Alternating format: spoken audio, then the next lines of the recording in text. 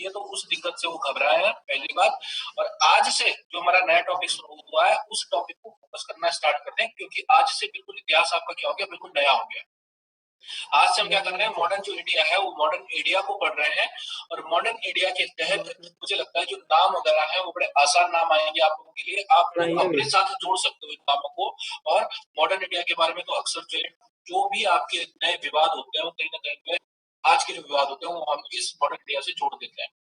आज का सेक्शन आपका बहुत इंपॉर्टेंट सेक्शन है, और एक ऐसा सेक्शन है जो लेंथी हो भी सकता है और नहीं भी हो सकता है। खैर वो तो हम पे डिपेंड करता है कि हम उसे लेंथी बनाते हैं नहीं बनाते हैं। लेकिन उस सब्जेक्ट को अगर इंटरेस्ट के साथ पढ़ोगे, जैसे आपने पवारों को इंटरेस्ट के साथ पढ़ा, अगर इसको भी इंटरेस्ट के साथ पढ़ोगे तो मुझे लगता है कि आप लोग उसको बहुत जल्दी कवर कर पाओगे।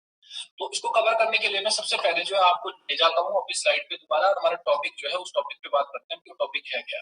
ठीक है, तो वो टॉपिक है आपका,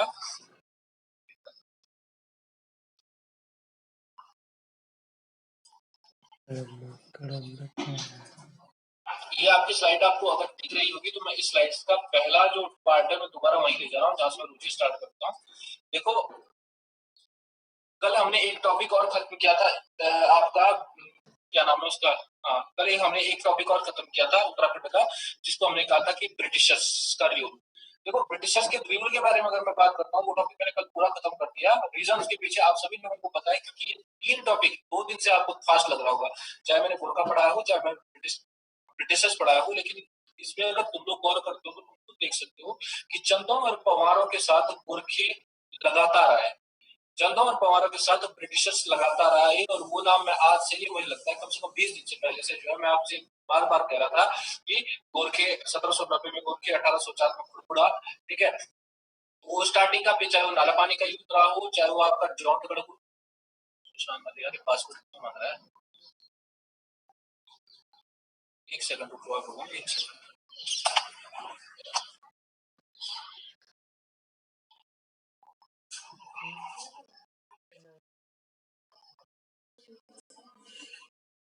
कलाकार आ जाते हैं, पासवर्ड बता रहे, पासवर्ड क्या है, पासवर्ड आप लोगों से पासवर्ड मांगता है क्या मीटिंग का? नहीं, ये पासवर्ड क्यों मांग रहा है उससे? वो साइन इन कर रहा होगा।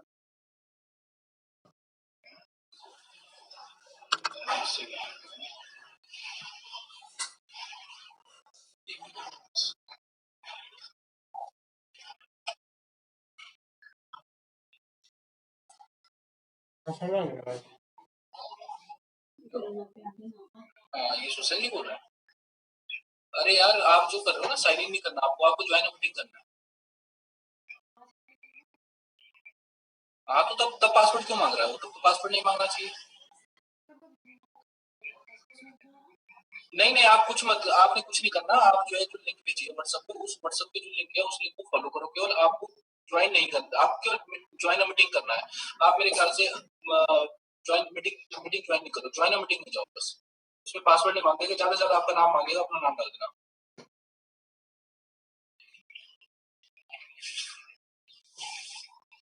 ना, कुछ नहीं करना उसमें, आप सीधा जो मैंने वो भेजी ना लिंक भेजी उसे, कल भी इसी वजह से मैंने लिंक भेजी थी, मैं आपको आपने जो है ध्यान नहीं दिया, हमने सब बजे को बोला था ना।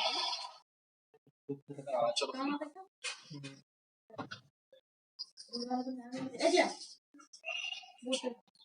तो बालकों देख लो, हम उत्तराखंड के इतिहास की चर्चा कर रहे थे। उत्तराखंड का इतिहास मैंने बता दिया कि इतिहास के हम अंतिम छोर पे हैं।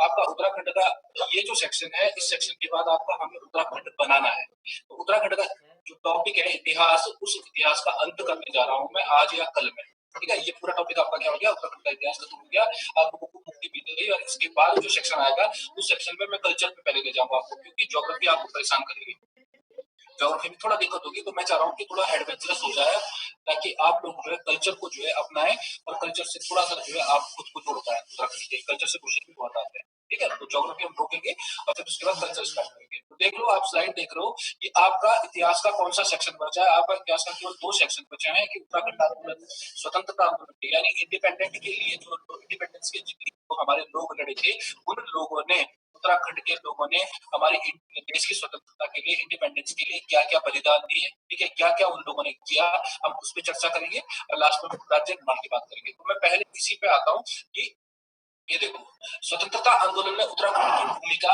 मैं आप ही लोगों से शुरू करूंगा। मैं अरविंद, मैं तुमसे पूछूंगा। देखो, आप सभी लोगों को पता है कि हम मॉडर्न इंडिया पढ़ रहे हैं, और मॉडर्न इंडिया में हमने कहा था कि 1857 की जो क्रांति थी, फर्स्ट वॉर था हमारा इंडिपेंडेंस का, जिसको हम 1857 की क्रांति कहते हैं, वॉर ऑफ 1857 कहते हैं। आप सभी लोगों को पता है कि पूरे देश में ये आपका 1857 में 1857 में स्टार्ट हुआ था, और 1857 में जब ये स्टार्ट हुआ था तो इसके बाद धीरे धीरे पूरे देश में फैल गया। ठीक है, पूरे देश में फैलने के बावजूद ये उत्तराखंड में सक्सेसफुल नहीं हो पाया। इसके पीछे क्या रीजन थे, मैं सभी बच्चों से पूछना चाहूंगा, एक एक पॉइंट सारे बताएं। क्या रीजन थे, क्या रीजन थे कि ये मतलब हम लोग जो है इसमें सक्सेसफुल नहीं हो पाया, उत्तराखंड इसमें पार्टिसिपेट नहीं कर पाया? शुभम, मैं आपसे पूछूंगा पहले। शुभम, आप बताओ, पहला पॉइंट आप बताओ, क्योंकि देखो ये टॉपिक मैं आपको उर्दू में पढ़ा चुका हूँ। लगभग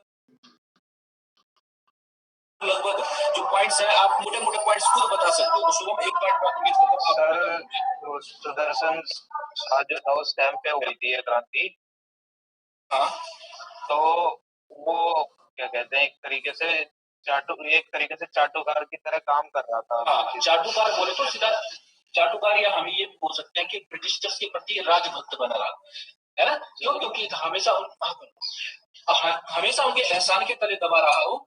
ठीक है, और हमेशा जो है वो कहीं ना कहीं ब्रिटिशर्स के करीब रहा, और ब्रिटिशर्स के साथ इसने मैत्रीपूर्ण संबंध बनाए, और ब्रिटिशर्स के प्रति राजभक्ति दिखाई। रीजन क्या था? क्योंकि अपना साम्राज्य प्राप्त किया था। ठीक है, बहुत अच्छी बात है। एक मिनट लगे। पूजा,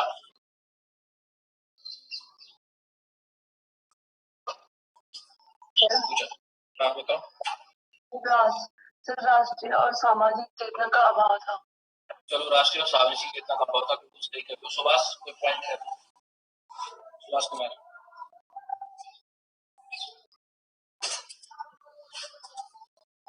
हाँ जी, बोलो भाई। हाँ ना, बता दो, माइक ऑन करके बना भी कर सकते हो, कोई दिक्कत नहीं। मैं पूछ रहा हूँ अरविंद, अरविंद आप बताओ। सर, अगर आप कुमाऊं में देखोगे तो वहाँ पे जो हेनरी रंजी था सर, ठीक है, देखो, हेनरी रंजी की, हाँ बिल्कुल सही कह रहे हो। हेनरी रंजी की दमनकारी नीति समझ लो, या हेनरी रंजी की कुशल रणनीति समझ लो। ठीक है, हाँ ठीक है। और इसके अलावा अब आता हूँ मैं विवेक। विवेक आप बताओ कोई पॉइंट।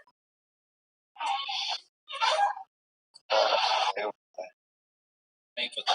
नेक्स्ट जो बच्चा है वो बताया मुझे। तृप्ति बोलो। नहीं, तृप्ति, तृप्ति नहीं पता। और पता तो तुम्हें सब रहता है, कोशिश ही नहीं करते हो। अदिति, सर, सुदर्शन शाह का ही पता था कि इसकी ब्रिटिशर्स ने बहुत हेल्प वगैरह करी थी, इसलिए इसने इसमें रिवोल्ट में पार्टिसिपेट किया। पवन, पवन सिंह, पवन, पवन पता नहीं यार। साइन अप मांग रहा, साइन इन मांग रहा। ज्वाइन मीटिंग में तो ज्वाइन लगा। और नेक्स्ट कौन है आपका? नेक्स्ट आपका दीपक नेगी।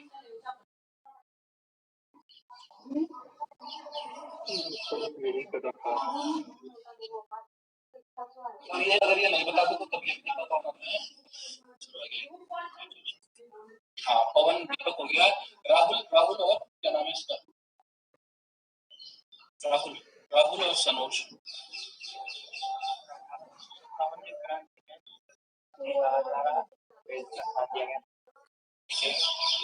देखो, वो पॉइंट मैं बताऊं जो उन्होंने बता दी कि राजनीति और सामाजिक चेतना का अभाव भी हो गया। चलो, मान लिया। और अच्छा, एक बात बताओ, ये फर्स्ट जो वॉर था आपका, ये वॉर क्या मतलब इसमें आपको वो यूनिटी दिखी थी? जो लोग हम लड़ रहे थे वो हम इंडिपेंडेंस के लिए लड़ रहे थे। यार कैसे समझाऊं इसको? पासवर्ड मांग रहा है, छोड़। तो अब क्या करना है हमें? अब हमें बात करनी है किसकी? हम अगर इस 1857 की क्रांति की बात करते हैं, इस फ्रीडम की बात करते हैं, इस युद्ध की बात करते हैं, तो ये जो भी युद्ध हुआ 1857 की क्रांति का, ये क्या था? क्षेत्र विशेष से रिलेटेड था। सब लोगों ने अपने क्षेत्रों को बचाने की बात की, किसी ने राष्ट्रीय स्तर पे, आपका नेशनल लेवल पे बात नहीं की। आपने झांसी की रानी का नाम सुना होगा। ठीक है, झांसी की रानी अपने क्षेत्र के लिए लड़ रही थी, अपने एरिया के लिए लड़ रही थी। आपने दादा टोपे का नाम सुना होगा, आपने नाना साहब का नाम सुना होगा। ठीक है, आपने जो है अवध के नवाब का नाम सुना होगा। हर बंदे ने इसमें पार्टिसिपेट किया, लेकिन इनका जो पार्टिसिपेशन था वो आपका नेशनल लेवल का था ही नहीं। हर बंदा अपने हितों के लिए लड़ रहा था, अपने अपनी जगहों को बचाने के लिए लड़ रहा था। ये रीजन था आपका 1857 की क्रांति के देश में असफल होने का। आप सभी लोगों को पता है कि उसमें अशिक्षा और अज्ञानता, लोग एजुकेटेड नहीं थे, लोगों में अज्ञानताएं थी, उनको कुछ पता नहीं था। ठीक है, एक ही सेक्शन हो गया। दूसरा सेक्शन क्या हो गया आपका, सभी लोग जो है कंपैरिजन कर रहे थे। आप सभी लोगों को पता है कि अभी अमित पढ़ा रहा है, कल के दिन अमित की जगह जो है कोई दूसरा बंदा पढ़ाने आ जाता है, और आप लोग क्या करोगे, कुछ उनके बाद कंपैरिजन करोगे, अरे यार अमित से बढ़िया तो ये अरविंद ही पढ़ा रहा है, हमें अरविंद से पढ़ना चाहिए था। तो ये कंपैरिजन की भावना भी आ जाती है। तो कहीं ना कहीं उत्तराखंड के लोगों ने उस दौर में सोचा कि भाई गोरखों से बढ़िया तो अंग्रेजी थे, गोरखों को तो तुम्हें पता है कि कितनी मारकाट की इन्होंने, लेकिन अंग्रेज फिर भी जो है क्या कर रहे थे, आपके एक जो है सॉफ्ट कॉर्नर रखते थे, और वो जो है क्या कर रहे थे, हमारा खून पी रहे थे। लेकिन खून कैसे पी रहे थे, बहुत प्यार से पी रहे थे, हम लोगों को पता भी नहीं चला कि हमारी गर्दन कट रही है। क्यों? क्योंकि साथ साथ में विकास के कार्य भी करवाते रहे। तो देखो, सबसे पहले हम उत्तराखंड के स्वतंत्रता आंदोलन की बात करते हैं, तो मैं उसमें 1857 की क्रांति की ही बात करूंगा। पर 1857 की क्रांति जो हुई थी, उसके असफल होने के रीजन, उसके फेलियर के क्या रीजन थे, वो रीजन मैंने कुछ पॉइंट वाइज लिखे हैं। देखो, पहला है आपका कुमाऊं कमिश्नर हेनरी रैमजे का कुशल नेतृत्व। आप सभी लोगों को पता है कि कुमाऊं कमिश्नर जो आपका हेनरी रैमजे था, वो 1856 में 1856 में, कल पढ़ा था हमने कि 1856 में आपका कुमाऊं कमिश्नर बना था, और 1856 से लेकर 84 तक वो कुमाऊं कमिश्नर रहा। और इस कुमाऊं कमिश्नर को आप सभी लोगों को पता है कि ये कुमाऊं कमिश्नर आपका क्या था, एक ऐसा बंदा था जो आपका कुमाऊं में बड़ा प्रसिद्ध था। कैसे प्रसिद्ध था आपका, इसको कहा जाता था रामजी साहब। ठीक है, इसको कहा जाता था वहां पे क्या, आपका कुमाऊं का राजा। तो कुमाऊं का राजा और रामजी साहब जैसे नामों से बुलाए जाने वाले इस रैमजे ने वहां पे ब्रिटिशर्स की जो कुशल रणनीति थी उसके अनुसार काम किया। मतलब इसने क्या कर दिया था, लोगों के कॉन्फिडेंस को बिल्डिंग कर ही दी थी। जहां पे इसको लगा कि हमें लोगों को दबाना चाहिए, वहां पे क्या हो गया, आपका स्पष्ट भी हो गया, था। ठीक है, तो इसने जो है पब्लिक के साथ जो है जहां विकास कार्यों में जो है मदद करी, वहां दूसरी तरफ इसने 1857 की क्रांति की महत्वपूर्ण भूमिका निभाई। एक पॉइंट हो गया। दूसरा, आप सभी लोगों को पता है सुदर्शन शाह, और सुदर्शन शाह के बारे में हम आज से नहीं पढ़ रहे हैं, सुदर्शन शाह के बारे में पिछले हम 1 से पढ़ रहे हैं कि सुदर्शन शाह वो शासक था जिसका साम्राज्य आपका अंग्रेजों की सहायता से उसको प्राप्त हुआ, चाहे वो आपका डिग्री रियासत के रूप में प्राप्त हुआ, लेकिन योगदान किसका था, अंग्रेजों का। ठीक है, दूसरी कहानी मैंने बताई थी कि 1817 में 1817 में आपका सुदर्शन शाह के चाचा प्रीतम शाह, जिसको अपने पिता के तुल्य समझता था, अपने पिता की तरह सम्मान देता था, वो और इनकी जो माता थी कुलदेवी थी, जिनका नाम था राज राजेश्वरी, इनके जन्म की नेपाल से वापसी हुई अंग्रेजों के टाइम पे। तो यही रीजन था कि ये सुदर्शन शाह अंग्रेजों के प्रति जीवन पर्यंत चाटुकार बना रहा, यानी हमेशा जो है उनकी चापलूसी करता रहा, और साथ साथ में उनके प्रति राजभक्त बना रहा। चाटुकार तो नहीं लिखेंगे, ठीक है, हम ये भी नहीं लिखेंगे जो है कि मतलब एक हमें अच्छा वर्ड लिखना है तो राजभक्त, यानी वो कहीं ना कहीं अंधभक्त बना रहा है किसका, ब्रिटिशर्स का, और जो ब्रिटिशर्स ने कहा उसने वो किया।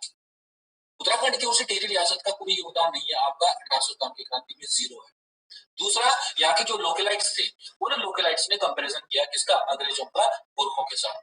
और अंग्रेजों का गोरखों के साथ अगर आप कंपैरिजन करते हो तो आपको खुद दिखाई देता है कि अंग्रेजों ने जो है कितने सारे विकास के काम किए थे, कल हमने डिस्कस किए थे। इन्होंने हॉस्पिटल्स खुलवाए, इन्होंने जो है स्कूल्स खुलवाए, इन्होंने जो है आपके लैंड जो आपके क्या थे सेटलमेंट थे वो किए, तो पब्लिक के लिए काम भी किया। ठीक है, और जहां पे इन्होंने दमन करना था वहां पे दमन भी किया। तो अंग्रेजों के साथ हमने किसको कर दिया, कंपैरिजन, गोरखों को कंपेयर कर दिया, और लोगों को लगा यार गोरखों से तो बढ़िया अंग्रेजी है। ठीक है, तो इसलिए भी कहीं ना कहीं लोग थोड़ा सा चुप हो गए। दूसरा आपका जो है, अगर हम राजनीति की बात करते हैं, ठीक है, हम पॉलिटिक्स की बात करते हैं, या जो आपका सोशल इफेक्ट की बात करते हैं, यानी चेतना की बात करते हैं, अवेयरनेस की बात करते हैं, तो वो आपकी जीरो थी उस टाइम, यानी सामाजिक और राजनीतिक जो आपकी अवेयरनेस थी वो खत्म थी। दूसरा, मैंने आपको सबसे पहला पॉइंट ये बताया था कि उत्तराखंड में राजनीतिक चेतना का अभाव था, देश में राष्ट्रीय चेतना का अभाव था। राष्ट्रीय चेतना का मतलब आप लड़ रहे हो केवल अपने क्षेत्रों के लिए लड़ रहे हो, अपने हितों के लिए लड़ रहे हो। और तीसरा है आपका जो लास्ट पॉइंट है, ये पॉइंट आप किसी के साथ जोड़ सकते हो, हेनरी रैमजे के साथ भी जोड़ सकते हो। ये पॉइंट मैं कल भी बताना चाह रहा था आपको, लेकिन मैंने कहा कि अब जब हमने टॉपिक पढ़ना है तो हम आज इसको डिस्कस करेंगे। कुमाऊं गढ़वाल के क्षेत्र में जो है मार्शल लॉ लगा था, और उस मार्शल लॉ में जो है लोगों को केवल शक के आधार पर क्या किया जा रहा था, आपका पकड़ा जा रहा था। और पकड़ने के बाद जो है उनको जो है क्या है, नैनीताल के क्षेत्र में एक जगह पड़ती है फांसी का गदेरा, उसका नाम भी फांसी का गदेरा पड़ गया है। ठीक है, चंपावत के क्षेत्र में भी एक ऐसी की जगह है जहाँ पे लोगों को फांसियां दी जाती थी, यानी किसी बंदे पे शक हो गया तो उसको जो है बिना आधार के जो है उसको क्या कर लिया, आपका कैप्चर कर लिया, उसको पकड़ लिया और फांसी के गदेरे में उसको फांसी, गदेरा का मतलब होता है पानी का एक फव्वारा, पानी का एक छोटा सा गदेरा, ठीक है, उस गदेरे के पास से लोगों को लटका दिया जाता था और आज भी वो फांसी के गदेरे के नाम से फेमस है नैनीताल के क्षेत्र में। तो 1857 की क्रांति के लिए आपके 4-5 जो रीजन है, इन रीजनों को आपको ध्यान रखना है। इसके अलावा बहुत सारे रीजन हो सकते हैं, ये मैं केवल उत्तराखंड के परिप्रेक्ष्य में लिख रहा हूँ, लेकिन अगर राष्ट्रीय स्तर पर हम देखते हैं तो राष्ट्रीय स्तर पर आपके ना जाने कितने ही कारण निकल के आते हैं। तो इस स्लाइड को अगर लोगे तो उत्तराखंड के पॉइंट ऑफ व्यू से पढ़ना है, न कि इंडियन हिस्ट्री से जोड़ना। अब दूसरी शर्त मेरी आज क्या है आप लोगों के साथ कि अगर इस टॉपिक को आप पढ़ रहे हो तो अगर जो समझदार बच्चा होगा, मुझे बार बार बोलने की जरूरत पड़ी थी, मैं अभी बोल रहा हूँ, जो समझदार बच्चा है उसको क्या करना है अब आगे कि इस इंडियन हिस्ट्री के साथ, जिसको हम उत्तराखंड के इतिहास कह रहे हैं, मॉडर्न हिस्ट्री ऑफ उत्तराखंड कह रहे हैं, इसके साथ इंडिया का मॉडर्न वाला पार्ट भी पकड़ना। क्यों? क्योंकि आज से मैं टॉपिक जो आपको डिस्कस करने जा रहा हूँ उसमें आपका राष्ट्रीय स्तर पर, नेशनल लेवल पर भी हमारे बहुत सारे जो मूवमेंट्स हुए थे, उन मूवमेंट्स को भी साथ साथ पढ़ोगे, मैं बता रहा हूँ बहुत आसान लगेगा। रीजन आपका उत्तराखंड के इतिहास के साथ साथ इंडियन हिस्ट्री जो है आपका मॉडर्न इंडिया जो सबसे ज्यादा पूछी जाती है पेपर्स में, वो आपके साथ साथ क्या होगी, कुछ टॉपिक तो आपके क्लियर हो ही जाएंगे, ठीक है। तो इस 1857 की क्रांति को आप नेशनल लेवल पे भी पढ़ने की कोशिश करना, कुछ नहीं तो 5-7 क्वेश्चन तैयार हो जाएंगे आपके। 1857 की क्रांति से हमेशा क्वेश्चन बनता है, आप अरविंद से पूछ सकते हो, आप रश्मि से पूछ सकते हो, क्यों? क्योंकि बच्चे पुराने पेपर्स उठाते रहते हैं, ये ध्यान रखना आपको, ठीक है। तो इसको जोड़ के देखोगे इंडियन हिस्ट्री के साथ, इंडियन मॉडर्न हिस्ट्री के साथ। अगर मैं 1857 की क्रांति उत्तराखंड में बात कर रहा हूँ तो नेशनल लेवल पे उत्तराखंड ये 1857 की क्रांति थी क्या, ये फ्रीडम जो ये फाइटिंग जो हुई थी, इस फाइटिंग में हुआ क्या क्या था, ठीक है, ये आप पढ़ सकते हो। अब मैं उत्तराखंड पे आ रहा हूँ, और उत्तराखंड में अगर मैं बात करता हूँ तो अब ये 1857 की क्रांति जो फेल हुई थी उसके पीछे रीजन तो ये थे, लेकिन थोड़ा बहुत अगर ये स्टार्ट हुई उत्तराखंड में कहीं तो आपका कुमाऊं के क्षेत्र में, और कुमाऊं के क्षेत्र में जब ये स्टार्ट हुई आपकी ये 1857 की क्रांति, तो इसका अंग्रेजों के द्वारा पूरी तरह से दमन कर दिया गया, और दमन करने के पीछे एक रीजन था, वो था आपका कुमाऊं कमिश्नर हेनरी रेंजे। तो होता क्या है, देखो मैंने आपकी एक डेट लिखी है, 7 नहीं है, ये 17 है, ठीक है, ये 7 नहीं है, ये 17 है, देखो 17 सितंबर। तो ये 17 सितंबर की बात है, और 17 सितंबर को क्या हुआ था आपका 1857 को, जो रोहिला आपका नवाब था, खान बहादुर खान, बरेली का नवाब, रोहिला का नवाब जो आपका खान बहादुर खान था, इसके साथ इसके 2 फ्रेंड और थे, इनके साथी थे, इसी के दरबार में रहते थे, फजल हक और काले खान। ये आपका क्या कर रहे थे, विरोध कर रहे थे किसका, ब्रिटिशर्स का, ठीक है। और इसी विरोध के बीच में जो है ब्रिटिशर्स ने क्या कर दिया, आपका हमला कर दिया हल्द्वानी पे, ठीक है। तो ध्यान रखना है 18 सितंबर 1857 के दिन जो आपका रोहिला सरदार था जिसका नाम था खान बहादुर खां, उसने अपने जो आपके फ्रेंड्स थे, जो उसके सहयोगी थे, चाहे वो फजल हक रहा हो, काले खां रहा हो, उन तीनों ने मिलकर जो है आपका ब्रिटिशर्स को क्या कर दिया, बुरी तरह से हरा दिया था आपका कहां, हल्द्वानी में। यानी यहाँ पे मैक्सवेल हो गया, चैपमैन हो गया, बेजर हो गए, ये आपके 3 लोग थे ब्रिटिशर्स जो क्या कर रहे थे, युद्ध का नेतृत्व कर रहे थे, और इस नेतृत्व में जो है मैक्सवेल, बेजर और आपका चैपमैन की पूरी तरह से हार हो गई। यानी कुल मिला के आपका क्या हो गया, हल्द्वानी पर जो नियंत्रण करना चाह रहे थे आपके ब्रिटिशर्स, ठीक है, वो नहीं कर पाए। एक कहानी तो ये हो गई। डेट याद रखना है 17 सितंबर 1857 को आपका मैक्सवेल, बेजर और चैपमैन पूरी तरह से हारे थे, किससे, खान बहादुर खान से, जो कि रोहिला आपका नवाब था।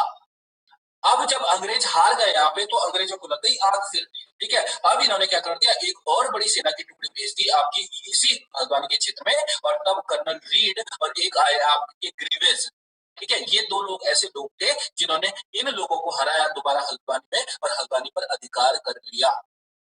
यानी 1857 की क्रांति का जो प्रारंभ हुआ आपका हल्द्वानी के क्षेत्र में, वो पॉजिटिव था हम लोगों के लिए पहले पॉइंट ऑफ व्यू से, लेकिन जैसे ही आपका जो दूसरा हमला हुआ ब्रिटिशर्स का, उसमें कर्नल रीड और ग्रीवेज क्या कर देंगे, हल्द्वानी को कैप्चर कर लेंगे, ठीक है। तो ये आपका एक सेक्शन है जिसमें अंग्रेज जो है यहाँ पे क्या हो जाते हैं आपके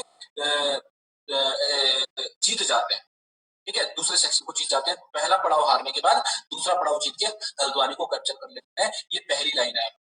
अब अगर मैं आगे आता हूँ आपके, तो आगे अगर मैं आता हूँ तो अब आते हैं आपके कालू मेहरा पे, और मुझे लगता है कि यहाँ पे हमारे पास जितने भी बच्चे हैं, ये उन बच्चों में से कम जो है, अगर मेरे पास 12 बच्चे 14 बच्चे आज बैठे हैं, तो 14 में से मुझे लगता है कम से कम 10 ऐसे होंगे जिन्होंने इसका नाम सुना होगा। कालू सिंह मेहरा भी कहते हैं इसको, और इस कालू मेहरा के बारे में बहुत सारे क्वेश्चन पूछे जाते हैं, ठीक है, पुराने पेपर उठा के देख लो, बहुत इंपॉर्टेंट टॉपिक है। कालू मेहरा का जो जन्म था, यानी कब बॉर्न हुआ था इसका, तो ये 1831 में 1831 में आपका पैदा हुआ था। आपका चंपावत के क्षेत्र में लोहा घाट, सभी ने नाम सुना होगा, लोहा घाट है। और उस लोहा घाट में आपका एक गांव पड़ता है जिसका नाम है विसुड़ गांव, या कई लोगों ने इसको विसुंग भी लिखा है, कई लोगों ने इसको थुआ महारा भी लिखा है। तो थुआ महारा क्या है, आपका क्षेत्र था। उस थुआ महारा क्षेत्र में आपका लोहा घाट तहसील थी, और उस लोहा घाट तहसील का गांव था आपका विसुड़ गांव। तो विसुड़ गांव या विसुंग गांव का निवासी था ये आपका कालू मेहरा, और 1831 में ये आपका इसका जन्म हुआ था। ठीक है, तो मैं आपको ये नहीं बोलूंगा कि आपका थुआ महारा याद रखो और ये रखो, आपको विसुड़ गांव याद रखना है, कई बार एग्जाम में पूछा गया है। ठीक है, तो कालू मेहरा या कालू सिंह महारा जो था आपका, वो आपका उत्तराखंड की 1857 की क्रांति में एक महत्वपूर्ण पड़ाव होने जा रहा है। और वो पड़ाव कैसे होगा वो समझते हैं। देखो होता क्या है कि देखो, खान बहादुर खान, हमने बताया था रोहिले का जो नवाब था, रोहिलखंड का जो नवाब था या बरेली का जो नवाब था, वो था आपका खान बहादुर खान। ठीक है, यहाँ पे। और अवध में एक आपका नवाब हुआ करता था वाजिद अली शाह। इस वाजिद अली शाह के बारे में बताया जाता है कि ये अवध के क्षेत्र का आपका अंतिम नवाब था। ठीक है, तो खान बहादुर खान तो आपको पता है कि ऑलरेडी पीछे लड़ रहा था किससे, ब्रिटिशर्स से। अब यहाँ पे एक बंदे की और एंट्री होगी जिसका नाम है वाजिद अली शाह।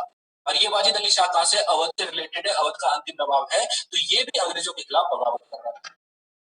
अब जब अंग्रेजों के खिलाफ ये बगावत करेगा तो इस बगावत में ये यूज करेंगे किसी व्यक्ति का जिसका नाम है कालू मेहरा।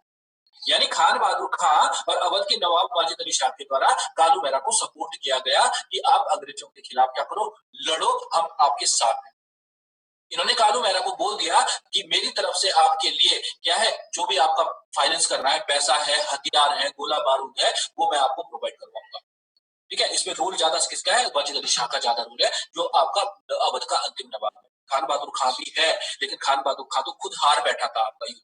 ठीक है, तो यहाँ पे अवध का नवाब वाजिद अली शाह इसके साथ कालू मेहरा के साथ जो है क्या करेगा, एक जो है गेम खेलेगा। और इस गेम के तहत ये कालू मेहरा को सपोर्ट देगा, चाहे वो फाइनेंशियल सपोर्ट हो, चाहे वो आपका वेपन्स का सपोर्ट। ठीक, तो यहाँ पे आपका कालू मेहरा का जो है क्या हो गया, आपका एंट्री हो गई है। अब ये कालू मेहरा क्या करने वाला है, 1857 में एक आपका संगठन बनाएगा, एक आपकी यूनिट बनाएगा जिसका नाम था क्रांतिवीर संगठन। क्या नाम था, क्रांतिवीर संगठन। बहुत इंपॉर्टेंट संगठन है, एक गुप्त संगठन था। और इस गुप्त संगठन के द्वारा आपके छापेमार युद्ध किए जाते थे, अंग्रेजों पे हमले किए जाते थे और वहां पे लूटपाट की जाती थी। ठीक है, तो ये क्वेश्चन भी पूछा गया है कि कौन सा क्रांति का संगठन था जो कालू मेहरा ने बनाया था। क्रांतिवीर नामक आपका एक गुप्त संगठन था जिसको आपका कालू मेहरा ने अपने सहयोगियों के साथ मिलकर बनाया था। और कालू मेहरा जो कि आपका चंपावत यानी काली कुमाऊं का रहने वाला था, अब ये अपने क्रांतिकारी संगठन के माध्यम से 1857 की क्रांति में क्या करेगा, आपका एंट्री मारेगा। तो इस क्रांति वीर संगठन का या इस कालू मेहरा का जो पहला अभियान हुआ था, जो पहला हमला हुआ था, वो हुआ था चांदमारी क्षेत्र में। चांदमारी आपका, फिर आपका जो चंपावत है, चंपावत के अंतर्गत एक ब्रिटिश बैरक थी, यानी ब्रिटिशर्स का एक किला समझ लो। ठीक है, और उस बैरक में ब्रिटिशर्स के हथियार रखे थे, गोला बारूद रखे थे। तो बताया जाता है कि इस प्रथम अभियान में इस कालू मेहरा ने अपने दोस्तों के साथ मिलकर, ठीक है, चाहे वो आनंद सिंह खड़त्याल रहा हो, चाहे वो बिशन सिंह करायत रहा हो, और चाहे वो बाकी लोग रहे, उन लोगों के साथ मिलकर क्या कर दिया, इस चांदमारी क्षेत्र पे हमला कर दिया। और इस चांदमारी क्षेत्र पर हमला करने के बाद वहां से इनके हथियार, गोला बारूद लूट लिए। ठीक है, तो बताया जाता है कि इस प्रथम अभियान के कारण आपके ब्रिटिशर्स गिर गए थे, क्योंकि लोहाघाट क्षेत्र की जो भी बैरकें थी ब्रिटिशर्स की, वो सारी ब्रिटिश बैरकें जो है इन लोगों के द्वारा लूट ली गई। ठीक है, कालू मेहरा के नेतृत्व में। लेकिन मैंने बताया ना कि कुछ लोग होते हैं जो आगे नहीं बढ़ने देते हैं और यहाँ पे जो है अपने हितों को साधने की बात करते हैं, तो यहाँ पे भी ऐसे ही होता है। ठीक है, आपके विश्वास पात्र ही आपके क्या करते हैं, पीठ में खंजर फूंकते हैं, और यही आपका कालू मेहरा और उसके ग्रुप के साथ हुआ। ठीक है, आपका क्या हुआ, जो लोकलाइट्स थे, उन लोकलाइट्स में से किसी बंदे ने, नाम तो नहीं एग्जैक्ट निकल के आता है, लेकिन बताया जाता है कि स्थानीय लोग थे आपके, और स्थानीय लोग, ये अमोड़ी कोई जगह पड़ती है आपकी, कहाँ पे, आपका चंपावत के क्षेत्र में। और अमोड़ी के पास आपकी एक नदी है, कोयराला नदी। ठीक है, इसका नाम ऐसा याद रख लो, मनीषा कोयराला से याद रख लो, कोयराला नदी। ठीक है, इस कोयराला नदी के तट से लगा हुआ एक गांव था जिसका नाम था किरमौली।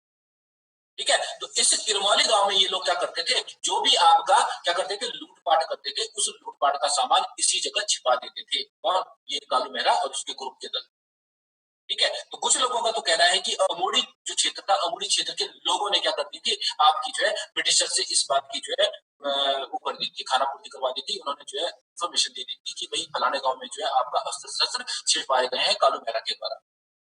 तो यहाँ पे जो है स्थानीय लोगों ने मुखबरी की। मुखबरी के तहत जो है आपका क्या हुआ, इस किरमौली गांव पे ब्रिटिशर्स का हमला हुआ। और ब्रिटिशर्स का हमला होने के बाद इस क्षेत्र से जो भी पैसा था, अस्त्र शस्त्र का अंग्रेजों का लूटा हुआ, वो अंग्रेजों ने फिर अपने कब्जे में ले लिया। और अंग्रेजों ने जैसे इसको अपने कब्जे में ले लिया, इसके बाद बहुत सारी गिरफ्तारियां हुई। और उन्हीं गिरफ्तारियों में से आपका आनंद सिंह फड़त्याल और बिशन सिंह करायत, जो इसके खास सहयोगी थे कालू मेहरा के, उनको पकड़ लिया गया और उनकी हत्या कर दी गई। कहाँ पे, बस्तिया में। बस्तिया आपका फिर वही पड़ता है, चंपावत के क्षेत्र में पड़ता है। तो बस्तिया के क्षेत्र में जब इनकी हत्या हो जाती है, तो यहीं से जो है आपका क्या होता है, आपका कालू मेहरा का अंत हो जाता है। कालू मेहरा मरता तो नहीं है, लेकिन कालू मेहरा किसी तरह से जेल से छूटने में सफल होता है और ये बंदा नेपाल के क्षेत्र में चला जाता है, जहाँ ये 1906 तक रहता है, 1906 तक रहता है। ठीक है। तो कालू मेहरा का जो, अगर हम मोटा मोटा खाका देखते हैं, तो कालू मेहरा का जन्म 1831 में हुआ था पहली बार। ये कालू मेहरा चंपावत के बिसुड़ गांव का रहने वाला था। ठीक है। इसको जो सपोर्ट प्रोवाइड करवाया था, वो करवाया था आपका अवध के अंतिम नवाब वाजिद अली शाह ने। और वाजिद अली शाह ने इसको क्या किया, पैसे भी दिए, इसको जो है हथियार भी दिए। और उन्हीं हथियारों के माध्यम से और पैसों के माध्यम से इसने एक संगठन खड़ा किया, जिसका नाम था क्रांति। यही क्रांति संगठन आपका था उत्तराखंड के क्षेत्र में, खासकर काली कुमाऊं के क्षेत्र में। काली कुमाऊं किसको कहते हैं, चंपावत को कहते हैं। चंपावत के क्षेत्र में क्या करेगा, आपके ब्रिटिशर्स को मारने का काम करेगा, ब्रिटिशर्स पे हमले करेगा और ब्रिटिशर्स पे हमले करके जो है उनका क्षेत्र लूटेगा। तो इसी के तहत अभियान हुआ चांदमारी के क्षेत्र में। चांदमारी ब्रिटिश बैरक को लूटा गया, कई अंग्रेजों को मारा गया और उसके बाद जो है इसने लगातार काली कुमाऊं के क्षेत्र में इस तरह के काम जारी रखे। लेकिन मैंने बताया कि मुखबिरी के कारण, लोकल लोगों की मुखबिरी के कारण अमोड़ी के पास जो आपका एक गांव है जिसका नाम है किरमौली, और इस किरमौली गांव की अगर मैं बात करता हूँ, तो ये कौन सी नदी के किनारे है, कोयराला नदी के किनारे है। इस कोयराला नदी के किनारे बसे इस किरमौली गांव से अंग्रेजों ने अपना खोया हुआ गुप्त धन, अस्त्र शस्त्र, लूटा गया गुप्त धन, अस्त्र शस्त्र अपने कब्जे में दोबारा ले लिया और आनंद सिंह फड़त्याल और बिशन सिंह करायत जैसे लोगों को बंदी बनाकर उनकी हत्या कर दी। तो अब हम ये भी कह सकते हैं कि बिसुड़ गांव से शुरू हुआ ये जो आपका क्या था, अभियान था, किसका, कालू मेहरा का, ये आपका बस्तिया में क्या हो गया, समाप्त हो गया। बस्तिया कौन सी जगह है, जहाँ पे जो है मैंने बता दिया कि ये इन लोगों को पकड़ा गया था। ठीक है। और बस्तिया के पास ही आपका चांदमारी की जो बैरक है, उसे चांदमारी की बैरक में जो है, बैरक के पास ही इन लोगों की हत्या कर दी जाती है, इसकी आनंद सिंह फड़त्याल की और बिशन सिंह करायत।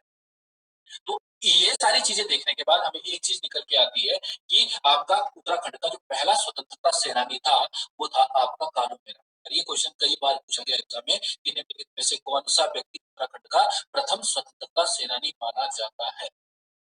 बेझिझक आंखें बंद करके कालू मेहरा टिक मारोगे। ठीक है। आप ये भी कह सकते हो कि वाजिद अली शाह खान बहादुर खान, लेकिन वाजिद अली शाह खान बहादुर खान आप अवध और किसकी बात कर रहे हो, आपका रोहिलखंड की बात कर रहे हो, और अवध और रोहिलखंड उत्तराखंड का पार्ट नहीं। ठीक है। तो हमें उत्तराखंड के एरिया के अंतर्गत आने वाले जो लोग थे, हमें उनकी बात करनी है, तो उनमें कालू मेहरा निकल के आएगा। ये आ गया उत्तराखंड का पहला स्वतंत्रता सेनानी। कई बार क्वेश्चन पूछा गया क्वेश्चन। लास्ट मैंने एक शब्द लिखा है वहां पे, वर्ष 1937 में आपका काली कुमाऊं के क्षेत्र से किसी भी व्यक्ति को सेना में नियुक्ति नहीं दी गई। इसके पीछे रीजन था, एक्चुअली इन लोगों ने बाढ़ कर दिया था। ब्रिटिशर्स ने जब देखा कि ये कालू मेहरा का क्षेत्र या काली कुमाऊं के लोग क्या कर रहे थे, लगातार ब्रिटिशर्स का विरोध कर रहे थे और ब्रिटिशर्स की बैरकों को लूट रहे थे, तो इन लोगों के मन में इस कालू मेहरा या उसके से रिलेटेड लोगों के कारण इनके मन में इतना बड़ा डर बैठ गया कि इन्होंने लगभग 80 साल तक ब्रिटिश सेना में चांदमारी के क्षेत्र से और काली कुमाऊं के क्षेत्र से किसी भी व्यक्ति को सेना में सम्मिलित नहीं किया। नहीं तो लोकल लोग भी सम्मिलित होते थे ना सेना में, कि ब्रिटिश सेना में भर्ती हुए। हम लोगों की लंका हम ही लोगों ने लगाई है। ठीक है। ऐसा थोड़ी था कि पूरा ब्रिटेन आ गया था यहाँ पे हमला करने, ऐसा तो नहीं था। कुछ लोग आए थे, लेकिन उन्होंने जो है अपने हमारे लोगों को, जिनके बीच में आपसी मतभेद थे, उनको आपस में यूज किया और उन्होंने इतना लंबा शासन किया। तो सोचो, इस बंदे के कारण लोगों के मन में, अंग्रेज लोगों के मन में ब्रिटिश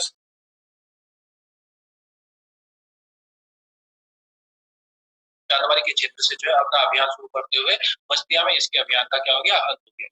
बस्तिया आपका नैनीताल का क्षेत्र, सॉरी चंपावत का क्षेत्र है, काली कुमाऊं का क्षेत्र है, उस बस्तिया में आपका क्या हुआ, इसके अभियान का अंत कर दिया गया। और अंग्रेजों के मन में इसको लेके, इसके क्रांतिवीर संगठन को लेके इतना डर फैल गया कि इन्होंने 80 साल तक काली कुमाऊं के क्षेत्र से यानी चंपावत के क्षेत्र से किसी भी व्यक्ति को ब्रिटिश सेना में भर्ती नहीं किया। ठीक है, 1937 में ये रास्ता खुला। सोचो 57 से लेके आपका कब 1937 तक, 80 साल तक किसी बंदे का डर जो नहीं है, जो आपका 1858 में ही आपका क्या हो गया, गोल हो गया, नेपाल की तरफ आ गया, उस बंदे की हम बात करें। तो ये था आपका कालू मेहरा। ठीक है, अब कालू मेहरा के बाद हम आते हैं, देखो एक ऐसी स्लाइड पे जिस स्लाइड से मुझे नहीं पता कि कितने क्वेश्चंस आए हैं, अथाह क्वेश्चंस आए हैं इस स्लाइड से। ठीक है, अथाह क्वेश्चंस आए हैं एग्जाम में इस स्लाइड से। अल्मोड़ा में आते हैं। ठीक है, और 1857 की क्रांति के बाद 1857 की जो आपका ये रिवोल्ट था, इस रिवोल्ट के बाद उत्तराखंड के क्षेत्र में लगातार आपका क्या होता है, आपके आंदोलन होने लगते हैं। यानी लोगों के मन में जो अंग्रेजों के प्रति आपका एक भय था, एक डर था, वो कहीं ना कहीं थोड़ा सा कम होता है। अब लोग क्या कर रहे हैं, स्थानीय स्तर पर जो है आप क्या कर रहे हैं, पत्र पत्रिकाओं का संपादन कर रहे हैं। ठीक है, तरह तरह के लोग आ गए हैं यहाँ पे जो अपने समाज को क्या कर रहे हैं, मोटिवेट करने का काम कर रहे हैं। और इसी के तहत एक पढ़ा लिखा वर्ग आया, चाहे वो देश में हो चाहे उत्तराखंड में हो। इस पढ़े लिखे वर्ग ने जो है लोगों को क्या किया, आपका प्रोत्साहित करने का काम किया। उनके अंदर जो आपका चेतना थी, राजनीतिक चेतना थी, आपका उस राजनीतिक चेतना को जगाने का काम किया। ठीक है, उनको जो है क्या किया, राष्ट्र के प्रति जो है कुछ करने के लिए जो है क्या किया, उनको जो है मोटिवेट किया। और इसी के तहत अल्मोड़ा के क्षेत्र में जो है आपका 1870 में 1870 में आपका क्या होता है, डिबेटिंग क्लब की स्थापना। डिबेटिंग क्लब कई बार एग्जाम में पूछा गया है कि कब आपका स्थापित हुआ था, 1870 में स्थापित हुआ था। और ये डिबेटिंग क्लब जो था आपका अल्मोड़ा में स्थापित किया गया। अब उद्देश्य क्या है, देखो उद्देश्य क्या हो सकता है, देश को स्वतंत्रता दिलानी थी। ठीक है, लोग पढ़े लिखे नहीं थे। ठीक है, लोगों को राजनीति पॉलिटिक्स का ज्ञान नहीं था, आर्थिक स्तर पे देश की स्थिति क्या होती थी, दयनीय होती। तो इसी कंडीशन में आपका एक बंदा निकल के आता था जिसका नाम था पंडित बुद्धि बल्लभ पंत। क्या नाम था, पंडित बुद्धि बल्लभ पंत। और इस बुद्धि बल्लभ पंत ने उत्तराखंड के क्षेत्र में, चाहे वो सामाजिक चेतना हो, चाहे वो राष्ट्र आर्थिक चेतना हो, चाहे वो राजनीतिक चेतना हो, या वो लोकल आपकी क्या हो प्रॉब्लम्स, तो उन लोकल प्रॉब्लम्स को सुलझाने के लिए, नेशनल और आपका स्टेट लेवल की जो समस्याएं थी उनको सुलझाने के लिए, आर्थिक विकास के लिए प्रदेश के आपका क्या किया, डिबेटिंग क्लब की स्थापना। और इस डिबेटिंग क्लब की स्थापना के माध्यम से अब ये जो लोग थे, उदारवादी जो लोग थे, जो आपके किसके याचना के माध्यम से, यानी इसके माध्यम से कि हाँ भाई प्यार प्यार से हमारा काम हो जाए, उस याचना के माध्यम से क्या कर रहे हैं, लोगों को आपका क्या कर रहे हैं, चेतना जगाने का काम कर रहे हैं, लोगों की चेतना जगाने का काम कर रहे हैं। तो अब कहीं ना कहीं हमें क्या करना है, 70 से जो है कुछ पढ़े लिखे लोगों की एंट्री करानी है आपके देश के लिए। और वो उन पढ़े लिखे लोगों के द्वारा जो है हम लोगों को समय समय पर क्या करना है, मोटिवेट करना है कि देश के लिए कुछ करो। उन्हीं लोगों में से आपका बुद्धि बल्लभ पंत।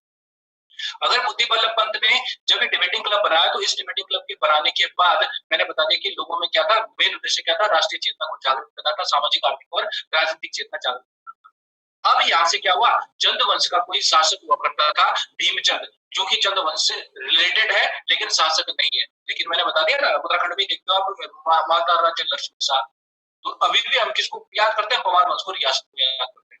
यहीं पे आपका एक चंद वंशीय शासक था जिसका नाम था भीमचंद। इस भीमचंद को यहाँ पे क्या किया गया, इसका संरक्षक किया गया। किसका, इस डिबेटिंग क्लब का, कि भाई देखभाल आपको करनी है। ठीक है, चंद वंशीय शासक भीमचंद को डिबेटिंग क्लब का संरक्षक बनाया गया। संयुक्त प्रांत जो था आपका, यूनाइटेड प्रोविंस जो थी आपकी, ठीक है, उसके एक व्यक्ति थे लाट साहब। उस लाट साहब ने अब इसको बुद्धि बल्लभ पंत को प्रेरणा दी। ठीक है, उसको मोटिवेट किया कि अब आपने ये आपका क्या खोल दिया, डिबेटिंग क्लब खोल दिया है, तो इस डिबेटिंग क्लब के माध्यम से क्या कर दो, अब पत्र पत्रिकाओं का संपादन करना भी शुरू कर दो, पत्र पत्रिकाएं निकालो और इन पत्र पत्रिकाओं के माध्यम से लोगों को जागरूक करो। किसके प्रति, राष्ट्र के प्रति।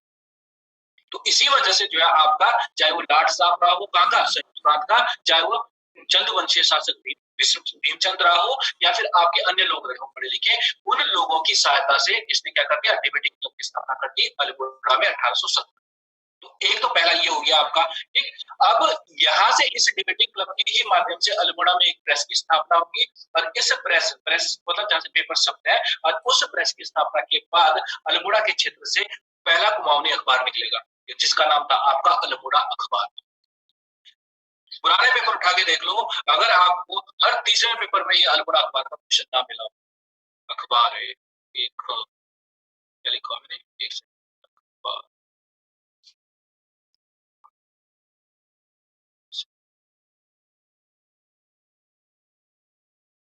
ठीक है। तो अल्मोड़ा अखबार का आपका क्या हो गया, आपका प्रकाशन कर दिया गया। तो डिबेटिंग क्लब 1870, इसका जो संरक्षक था, जिसने इसको स्थापित किया था, इसको बनाया था, उसका नाम था पंडित बुद्धि वल्लभ पंत। इसी बुद्धि वल्लभ पंत के द्वारा जो है अल्मोड़ा के क्षेत्र में प्रेस स्थापित की गई।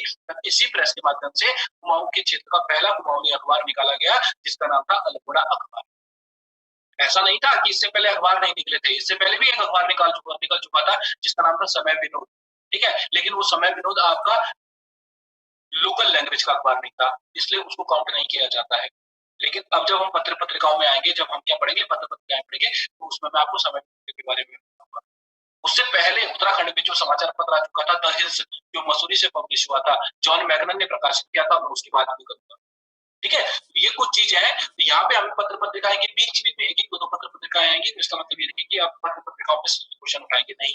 पत्र पत्रिकाएं केवल वो मैं आपके मेंशन करूंगा यहाँ पे जो किसी यूनिट से रिलेटेड है। तो पहला डिबेटिंग क्लब बना।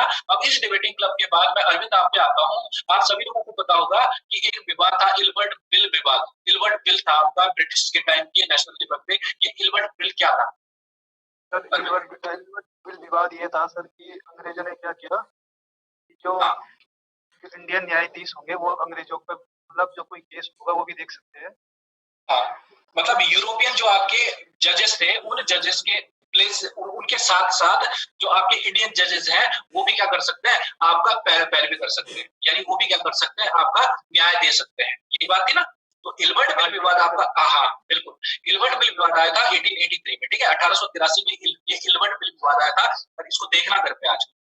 ये इल्बर्ट बिल विवाद जो संबंधित था, ये था जुडिशरी से संबंधित था, न्याय से संबंधित था, और इसमें ब्रिटिशर्स के द्वारा जो ये इल्बर्ट जो व्यक्ति था, इस इल्बर्ट की अध्यक्षता में होता। तो इस इल्बर्ट ने कहा था कि जिस तरह से जो यूरोपीय लोग हैं वो क्या कर रहे हैं, न्याय के मामलों में क्या कर रहे हैं, हमें न्याय के मामलों में जो है क्या कर रहे हैं, आपकी वो दे रहे हैं, न्यायालयों में बैठ रहे हैं, उच्च न्यायालयों में या छोटे न्यायालयों में बैठ रहे हैं, और वो क्या कर रहे हैं, लोगों को जो है क्या कर रहे हैं, प्रोटेक्ट करने का काम कर रहे हैं, और लोगों के केसों को देख रहे हैं। उसी प्रकार से भारतीयों को भी ये अधिकार मिलना चाहिए, भारत के जो पढ़े लिखे लोग हैं उनको भी ये अधिकार मिलना चाहिए कि वो आपका क्या कर सके, जज बनकर क्या कर सके, इस तरह कानून का संरक्षण कर सके। अभी तक भारतीयों की एंट्री नहीं थी।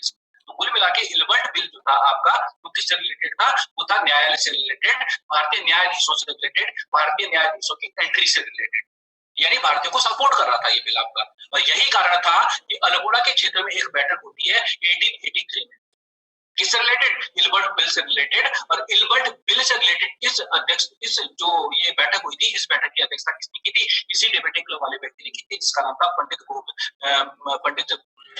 क्या नाम था, बुद्धि वल्लभ पंत, ठीक है।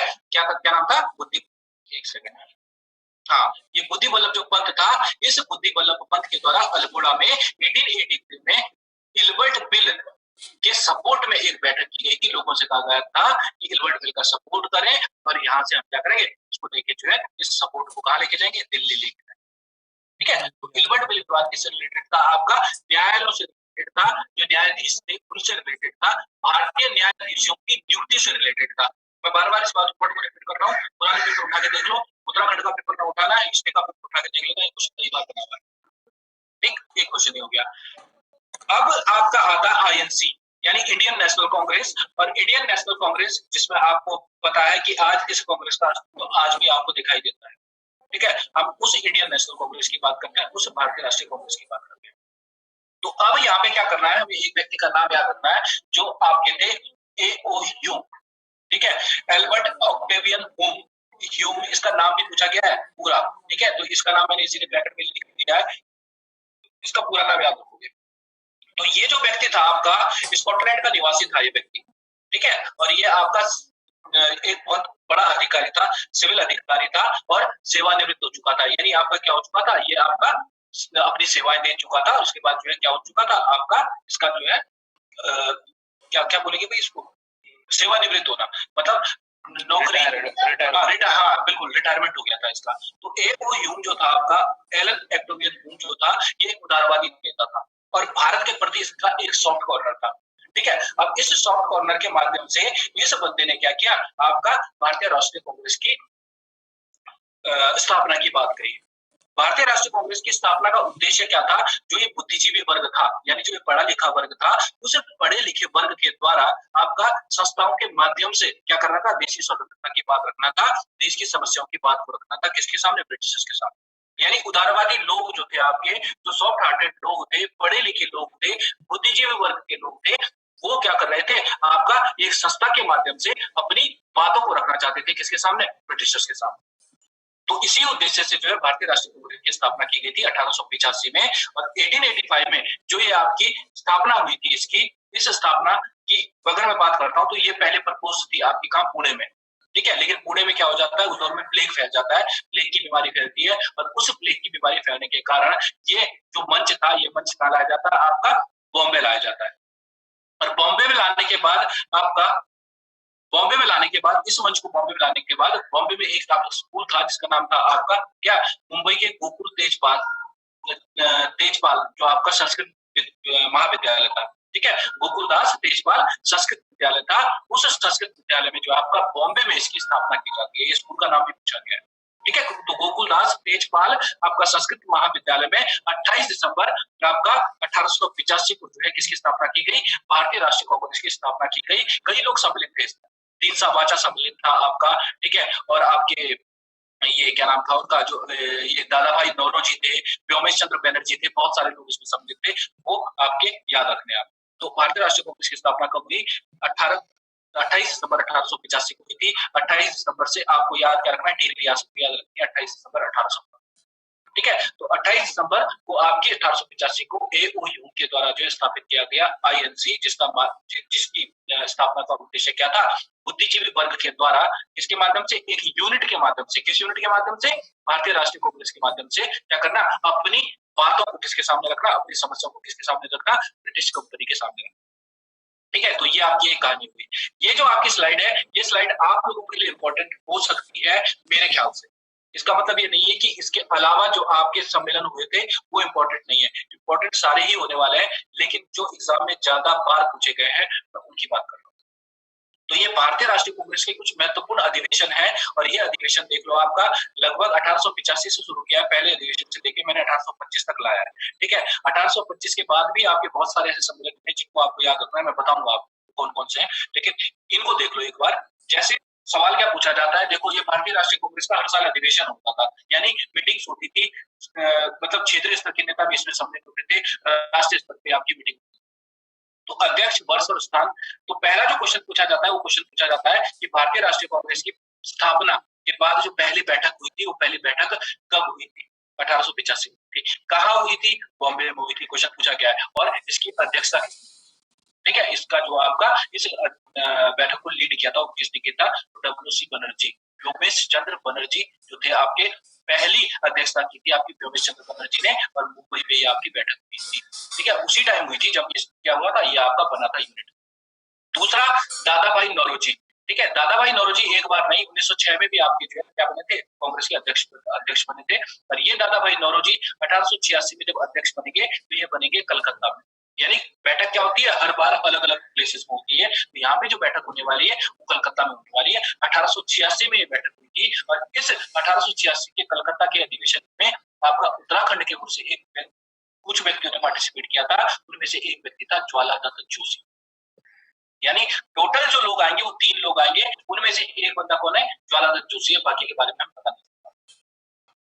ठीक है, तो ध्यान क्या रखना है, जो INC की दूसरी बैठक थी, ऐसा भी पूछ सकता था कौन सी बैठक थी जिसमें उत्तराखंड की ओर से पार्टिसिपेशन हुआ पहली बार, तो कौन सी बैठक थी, दूसरी बैठक थी। कब हुई थी, 1886 में हुई थी।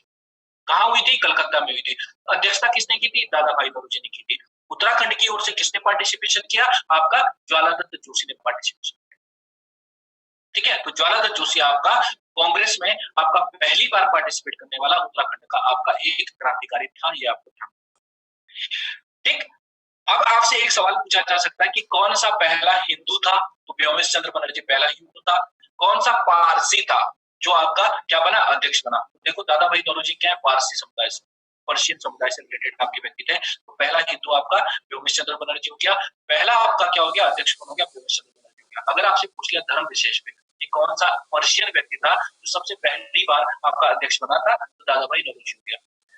कौन सा मुस्लिम था जो पहली बार अध्यक्ष बना, ठीक है, या वो मुस्लिम किस अधिवेशन में अध्यक्ष बना या कहाँ अध्यक्ष बना, ये भी क्वेश्चन पूछा जाता है। तो तीसरा जो आपका अधिवेशन हुआ था 1887 में हुआ था मद्रास, और उसकी अध्यक्षता की थी बद्रुद्दीन तैयब जी ने, ठीक है। तो मॉडर्न पहला आ गया, तो एक आपका हिंदू आ गया, एक आपका पर्शियन आ गया, एक आपका मॉडर्न आ गया, एक आपका क्या आ गया, एक आपका हिंदू हो गया, एक दूसरा क्या हो गया, पर्शियन हो गया, तीसरा आपका मॉडर्न हो गया, चौथा जॉर्ज यूले भी कहते हैं इसको, ये जॉर्ज यूल बना। तो पहला अंग्रेज कौन था जो आपका क्या है बना 1888 में इलाहाबाद में, वो आपका जॉर्ज यूल गया। देखो अलग अलग संप्रदाय के लोग होते हैं। विलियम वेडनबर्ग जिसने जो है आपकी किसकी जीवनी लिखी है, आपकी एक यूल की जीवनी लिखी है इसने, ठीक है, आत्मकथा, उसकी आत्मकथा लिखी है उसने, ठीक है, उससे रिलेटेड एक बुक लिखी है वेडनबर्ग, इसलिए आपका इंपॉर्टेंट हो जाता है। इसकी अध्यक्षता 1889 की। तो 1885 से लेके 1889 तक के जो अधिवेशन है वो सारे याद रखते हैं। पहले बता रहा हूँ, प्लेसेस भी याद रखते हैं, डेट भी याद रखते हैं, ठीक है। ये मेरी ड्यूटी नहीं है और ये स्लाइड मेरी थी भी नहीं, मुझे लगता है कि मुझे कलकत्ता अधिवेशन के बाद इसको छोड़ देना चाहिए था, लेकिन मैं चाहता था कि आप लोगों को ध्यान रहे। उसके बाद आपका रास बिहारी बोस 1907, ये रास बिहारी बोस आपका वो रास बिहारी बोस है जिसके टाइम पे कांग्रेस में फूट पड़ी थी, यानी कांग्रेस का क्या हुआ था, पार्टीशन हुआ था, कांग्रेस का विभाजन हुआ था गरम दल और नरम दल, ठीक है। तो यहाँ पे रास बिहारी बोस घोष, ठीक है, रास बिहारी बोस नहीं है, घोष है, मैं पहले बता रहा हूँ, ठीक है। घोष और घोष में बच्चे कंफ्यूजन में रहते हैं, एक गरम दल का नेता था, एक नरम दल का नेता था, ये गरम दल वाला, ठीक है। तो रास बिहारी घोष जो था आपका 1907 में और 1908 में दोनों में अध्यक्ष, ठीक है। तो 1907 का जो अधिवेशन था वो कई बार एग्जाम में पूछा जाता है। रीजन क्या था, इसमें कांग्रेस में फूट पड़ गई थी, कांग्रेस फूट गई थी वो सूरत में हुआ था। उसके बाद एनी बेसेंट, पहली महिला जो आपकी क्या थी, आपकी अध्यक्षा बनी, किसकी, कांग्रेस की, वो थी आपकी एनी बेसेंट, और एनी बेसेंट 1917 में बनी थी और कलकत्ता अधिवेशन की अध्यक्षता की थी। ये वही एनी बेसेंट थी जिसने कौन सा आंदोलन शुरू किया था, होम रूल आंदोलन शुरू किया था 1916, ठीक है। इसके साथ जो है आपका एक बंदा और था जिसने अपना होम रूल आपका शुरू किया था, वो आपका कौन था, बताओ कौन था भैया, बाल गंगाधर, बिल्कुल सही कह रहे हो। इन दोनों में से किसने, हाँ, इन दोनों में से किसने पहले शुरू किया था, एनी बेसेंट ने किया था या बाल गंगाधर ने किया था, बाल गंगाधर तिलक ने मार्च, हाँ बिल्कुल सही बात, ये क्वेश्चन पूछा गया है एग्जाम में, ठीक है। तो इसलिए आपके इंपॉर्टेंट हो जाते हैं ये पॉइंट्स, ठीक है। एनी बेसेंट आपकी पहली महिला थी। उसके बाद मोहनदास करमचंद गांधी, जिसको आप महात्मा गांधी कहते हो, महात्मा गांधी ने भी एक बार अध्यक्षता की थी, बेलगांव में की थी 1924 में, बेलगांव गुजरात में, ठीक है। तो कांग्रेस के बेलगांव अधिवेशन की अध्यक्षता करमचंद गांधी ने की थी, ये क्वेश्चन पूछा जाता है। सरोजनी नायडू पहली भारतीय महिला कौन थी जो कांग्रेस की अध्यक्षा बनी, देख लो, कानपुर अधिवेशन की अध्यक्षता सरोजनी नायडू की। पहली महिला कौन थी, एनी बेसेंट की, पहली भारतीय महिला कौन थी, सरोजनी नायडू। इसके बाद एक और पूछा जाता है कि कौन सा ऐसा व्यक्ति था जो सबसे कम उम्र में जो है कांग्रेस का अध्यक्ष बना, कौन था, बताओ बोलो। अब मौलाना अबुल कलाम आजाद का नाम सुना है, 1921, ठीक है, वो आपका बना था। उसके बाद सबसे ज्यादा बार कौन बना आपका, ठीक है, ये भी पूछा जाता है आपका, तो वो कौन था, खान बहादुर गफ्फार, ठीक है। उसके बाद आपका एक सवाल और पूछा जाता है कि भारत की स्वतंत्रता के दौर में, स्वतंत्र जब भारत हुआ था उस दौर में आपका अध्यक्ष कौन बना था, जेबी कृपलानी बना, ठीक है। 1947 के आसपास अंतिम जो आपका अध्यक्ष था उस दौर में स्वतंत्रता के पास का, वो आपका जेबी कृपलानी था। वही क्वेश्चन पूछा जाता है, त्रिपुरी संकट पूछा जाता है, 1939 का अधिवेशन पूछा जाता है, 38 का अधिवेशन पूछा जाता है, 40 का अधिवेशन पूछा जाता है, 1928 का अधिवेशन पूछा जाता है, 1931 का अधिवेशन पूछा जाता है, जिसमें जो है आपका जो सरदार वल्लभ भाई पटेल थे उन्होंने क्या किया था, अध्यक्षता की थी। कई ऐसे अधिवेशन है, तो मुझे जो महत्वपूर्ण थे, मतलब जो कई बार पूछे गए हैं, वो अधिवेशन सारे स्लाइड में लिखे हुए हैं, आप कोई भी पेपर उठा के देख लो, आपको ये अधिवेशन मिलेंगे। कहीं पे डेट पूछा है, कहीं पे प्लेस पूछा है, कहीं पे अध्यक्ष पूछा है, ठीक। उसके अलावा जो बाकी महत्वपूर्ण अधिवेशन है वो समय समय पर की चर्चा करते हैं, ठीक है। ये आपका एक सेक्शन। अब क्या करना है आपको, देखो कुमाऊं के क्षेत्र में तो राजनीतिक एकता, सामाजिक एकता और राष्ट्रीय चेतना का हमने जो है उद्धार करा दिया था 1870 में डिबेटिंग क्लब के साथ।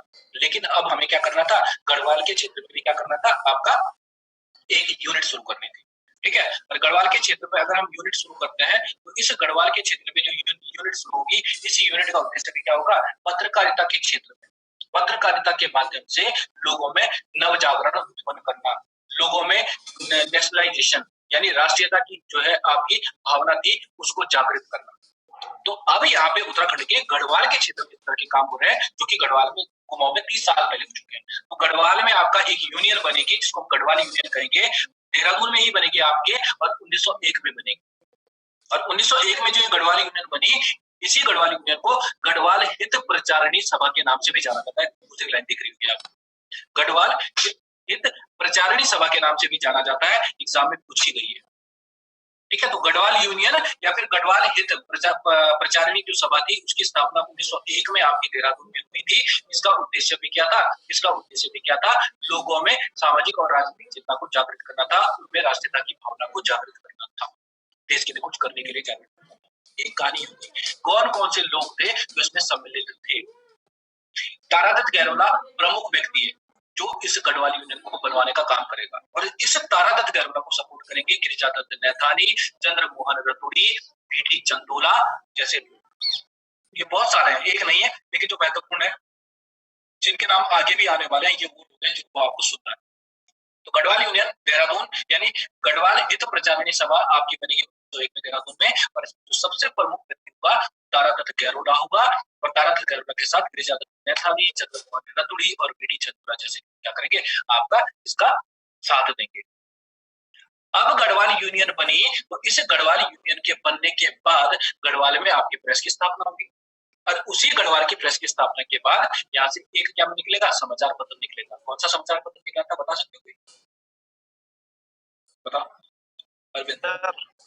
गढ़वाल समाचार, गढ़वाल समाचार पत्र। और इस गढ़वाल समाचार पत्र का जो आपका क्या था, पहला संपादक था, नहीं तारादत्त गहलोला नहीं था। बताओ कौन था? मैं आपको बता देता हूँ, गिरिजादत्त नैथानी रहा होगा या बीडी चंदोला रहा होगा? बिल्कुल बिल्कुल। पहाड़ देखो, इसको कैसे याद रखोगे, उत्तराखंड की जो पहली गढ़वाल के क्षेत्र से जो पहली पत्रिका निकली उसका नाम था गढ़वाल समाचार पत्र। पूरा नाम है गढ़वाल समाचार पत्र। 1905 में गढ़वाली निकलेगी, मैं पहले बता रहा हूँ। यहाँ पे गढ़वाल समाचार पत्र याद रखना। तो जो पहली आएगी वो कहीं से आएगी, गढ़वाल से आएगी, और गढ़वाल में है पहाड़, पहाड़ से किसी को गिरा दो, और वो कौन गिरेगा, गिरिजादत्त नैथानी। ठीक है। तो पहली जो पत्रिका थी उसका नाम था गढ़वाल समाचार पत्र, और इस गढ़वाल समाचार पत्र का जो पहला संपादक था वो था गिरिजादत्त नैथानी। ठीक है, कई बार एग्जाम में पूछा गया। गिरिजादत्त नैथानी ने कहां से किया था इसका समाचार पत्र का प्रकाशन? 1901 में। आपका कहां से किया था? आपका लैंसडाउन के क्षेत्र से किया। ठीक है, प्रकाशन लैंसडाउन से हुआ था, गिरिजादत्त नैथानी के द्वारा किया गया था। पहली पत्रिका का नाम था गढ़वाल समाचार पत्र।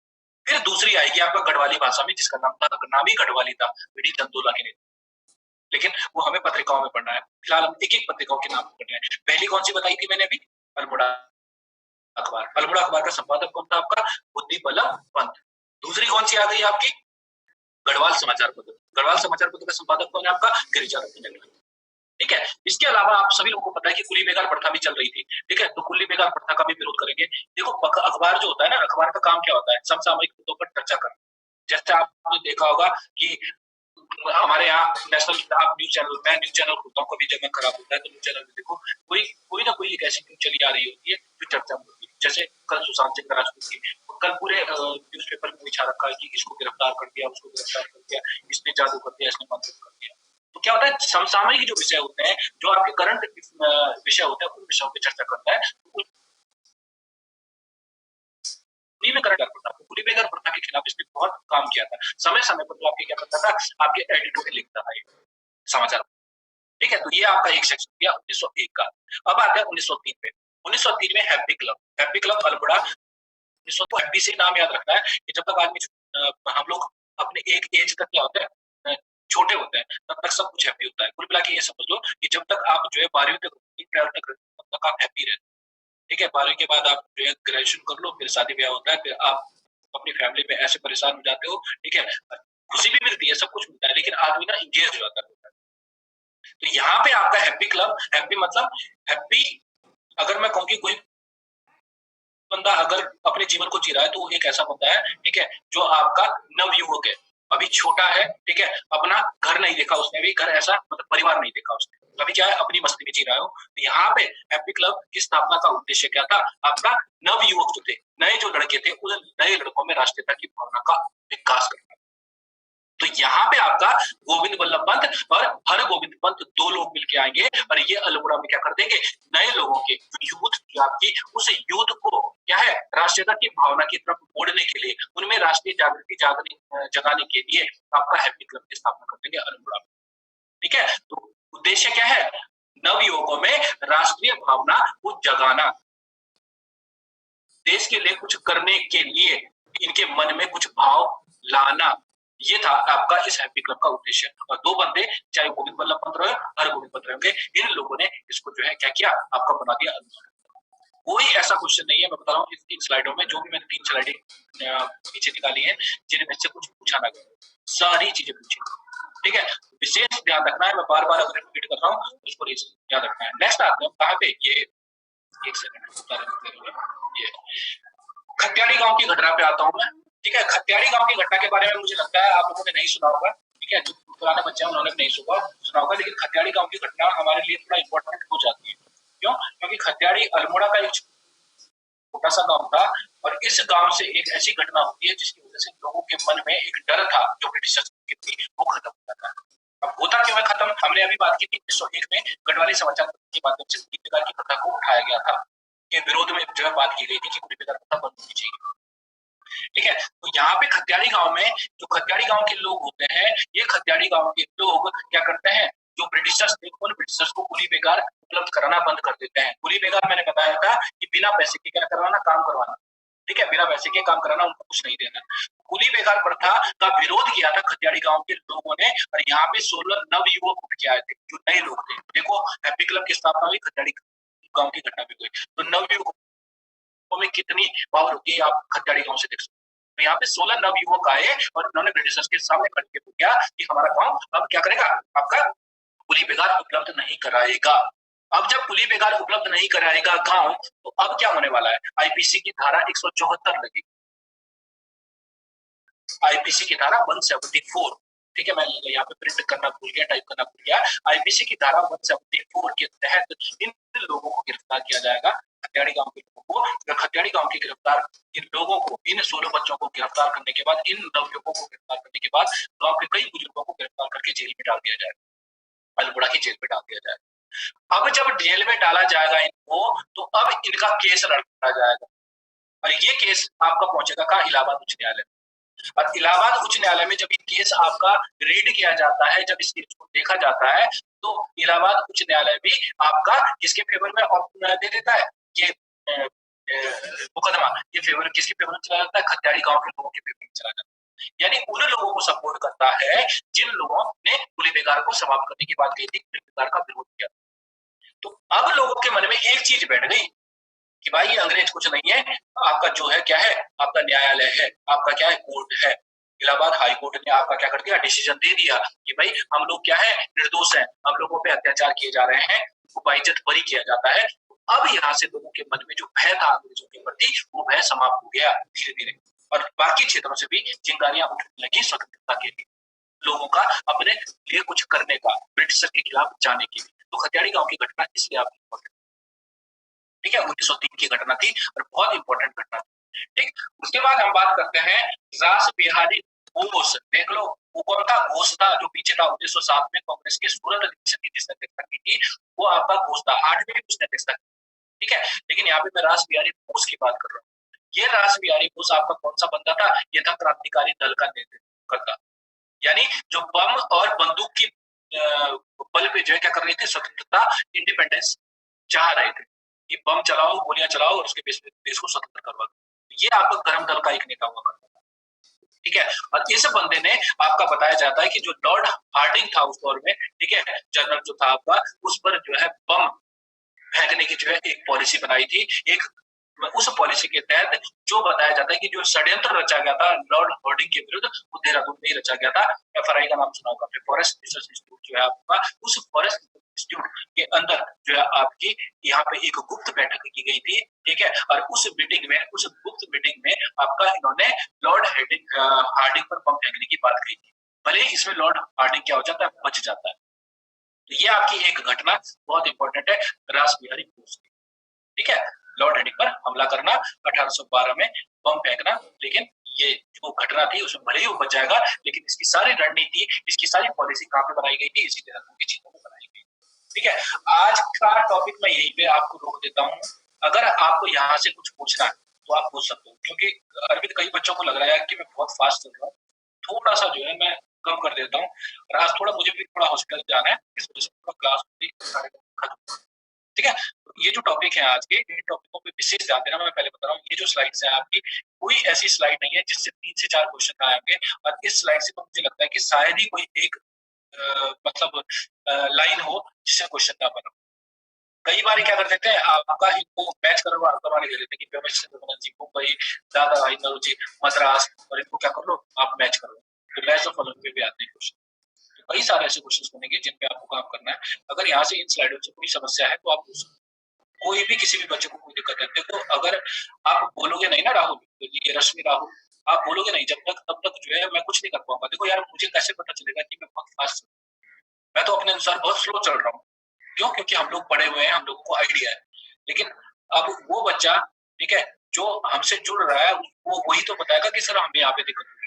तो मैंने तुम्हें पहले भी बता रखा कि यहाँ पे परिवार की तरह, यहाँ पे एजुकेशन नहीं होनी चाहिए।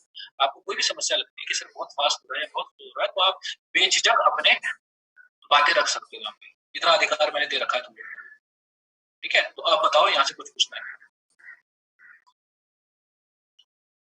तो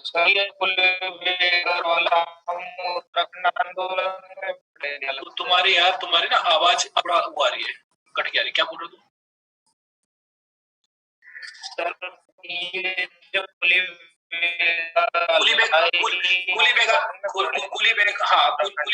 हाँ बिल्कुल बिल्कुल बिल्कुल। नहीं, कुली बेगार प्रथा 1921, सरयू नदी के तट पे आपका क्या होगा, कुली बेगार से संबंधित जो रजिस्टर फाड़े जाएंगे, वो घटना इसी में आपकी कल हम डिस्कस करेंगे। कुली बेगार प्रथा का अंत किस तरह से हुआ, और बागेश्वर में सरयू नदी के तट पे किस तरह से जो रजिस्टर को फाड़ के बाहर लाया गया। बद्रीदत्त पांडे भी आएगा उसमें, ठीक है। अब उनकी बातें करेंगे, बिल्कुल करेंगे।